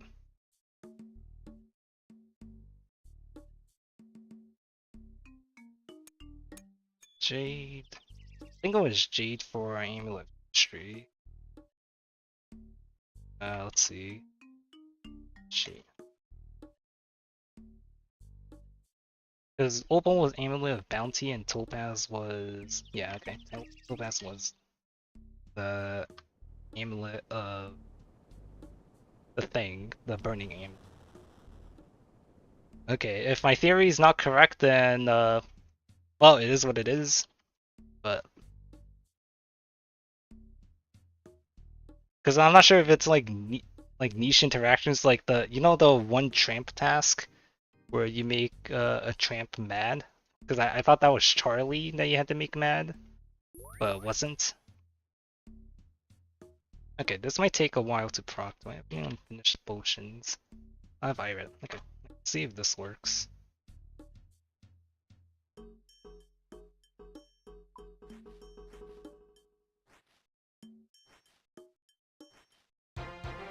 Hey, that was it. It was it. Yeah, I figured because I was like, there's no way it's like not a niche game knowledge thing. I imagine it just had to have been like an interaction. That's what made the most amount of sense. Because I'm like, what? I don't think like there's any point in history where it would have been like a make a 4 dose potion, like that was like developed as a 4 dose, like as a 3 dose, as a 4 dose potion, and then it was supposed to be originally 3 dose. Hooray! I don't really care like if you want to like sub or not, because I don't want. I like do what do whatever you want. But I'm actually hey, that's where the knowledge of doing blind questing comes from, like the puzzle building. Cause like let's see. Yeah, cause it was like originally supposed to be 3 dose. Cause I was thinking, is that like a niche game knowledge thing? But then there's no way they would make a task that's like super niche about like if it meant like past history of a like for example a stamina potion that was supposed to be a 4 dose potion like a 3-dose potion in development, but then only 4-dose, for example. But then I was like, the word originally made me think of the herblore, like the amulet chemistry, because I had to make amulet of chemistries and not sure if I have my stats. Have my stats? Oh no, I don't have my stats. I thought I had my flipping stats.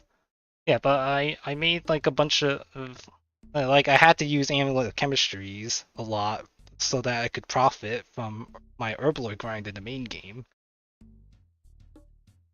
And I was like, I remember that item, and then like made the connection eventually. And now I have an amulet of chemistry, and I'm not sure if there's any other like tasks like that, but okay. Well, with that thing out of the way, I guess there is Broken Hands Telescope, all this stuff really that I don't know what else is doable that I would know off the top of my head. I think Pantheon and Uncut Jade was like the big side quest. I have no clue what this is. I don't even know about compost potions. Yield ration, I don't know, Shazian. Anyway, I should be stopping. I should be stopping. Thank you for the fun little like the the fun little task thing. I don't think it was supposed to be that hard. I think I overthought it at first. I think of the tramp interaction I had at the very first day of leagues when it wasn't working and didn't look up the guide for it. Okay, actually now time to go to bed. It's way too late now. Well, relatively way too late because this is normal time for me, but then not at home with my parents because I'm expected to wake up earlier and not wake up at like 12 a.m., like 12 p.m. like a college student. So thanks for watching. We got this far, and yeah, Inferno tomorrow or the day after. I don't know, round 2. Inferno plus the chat challenges. Alright, see ya.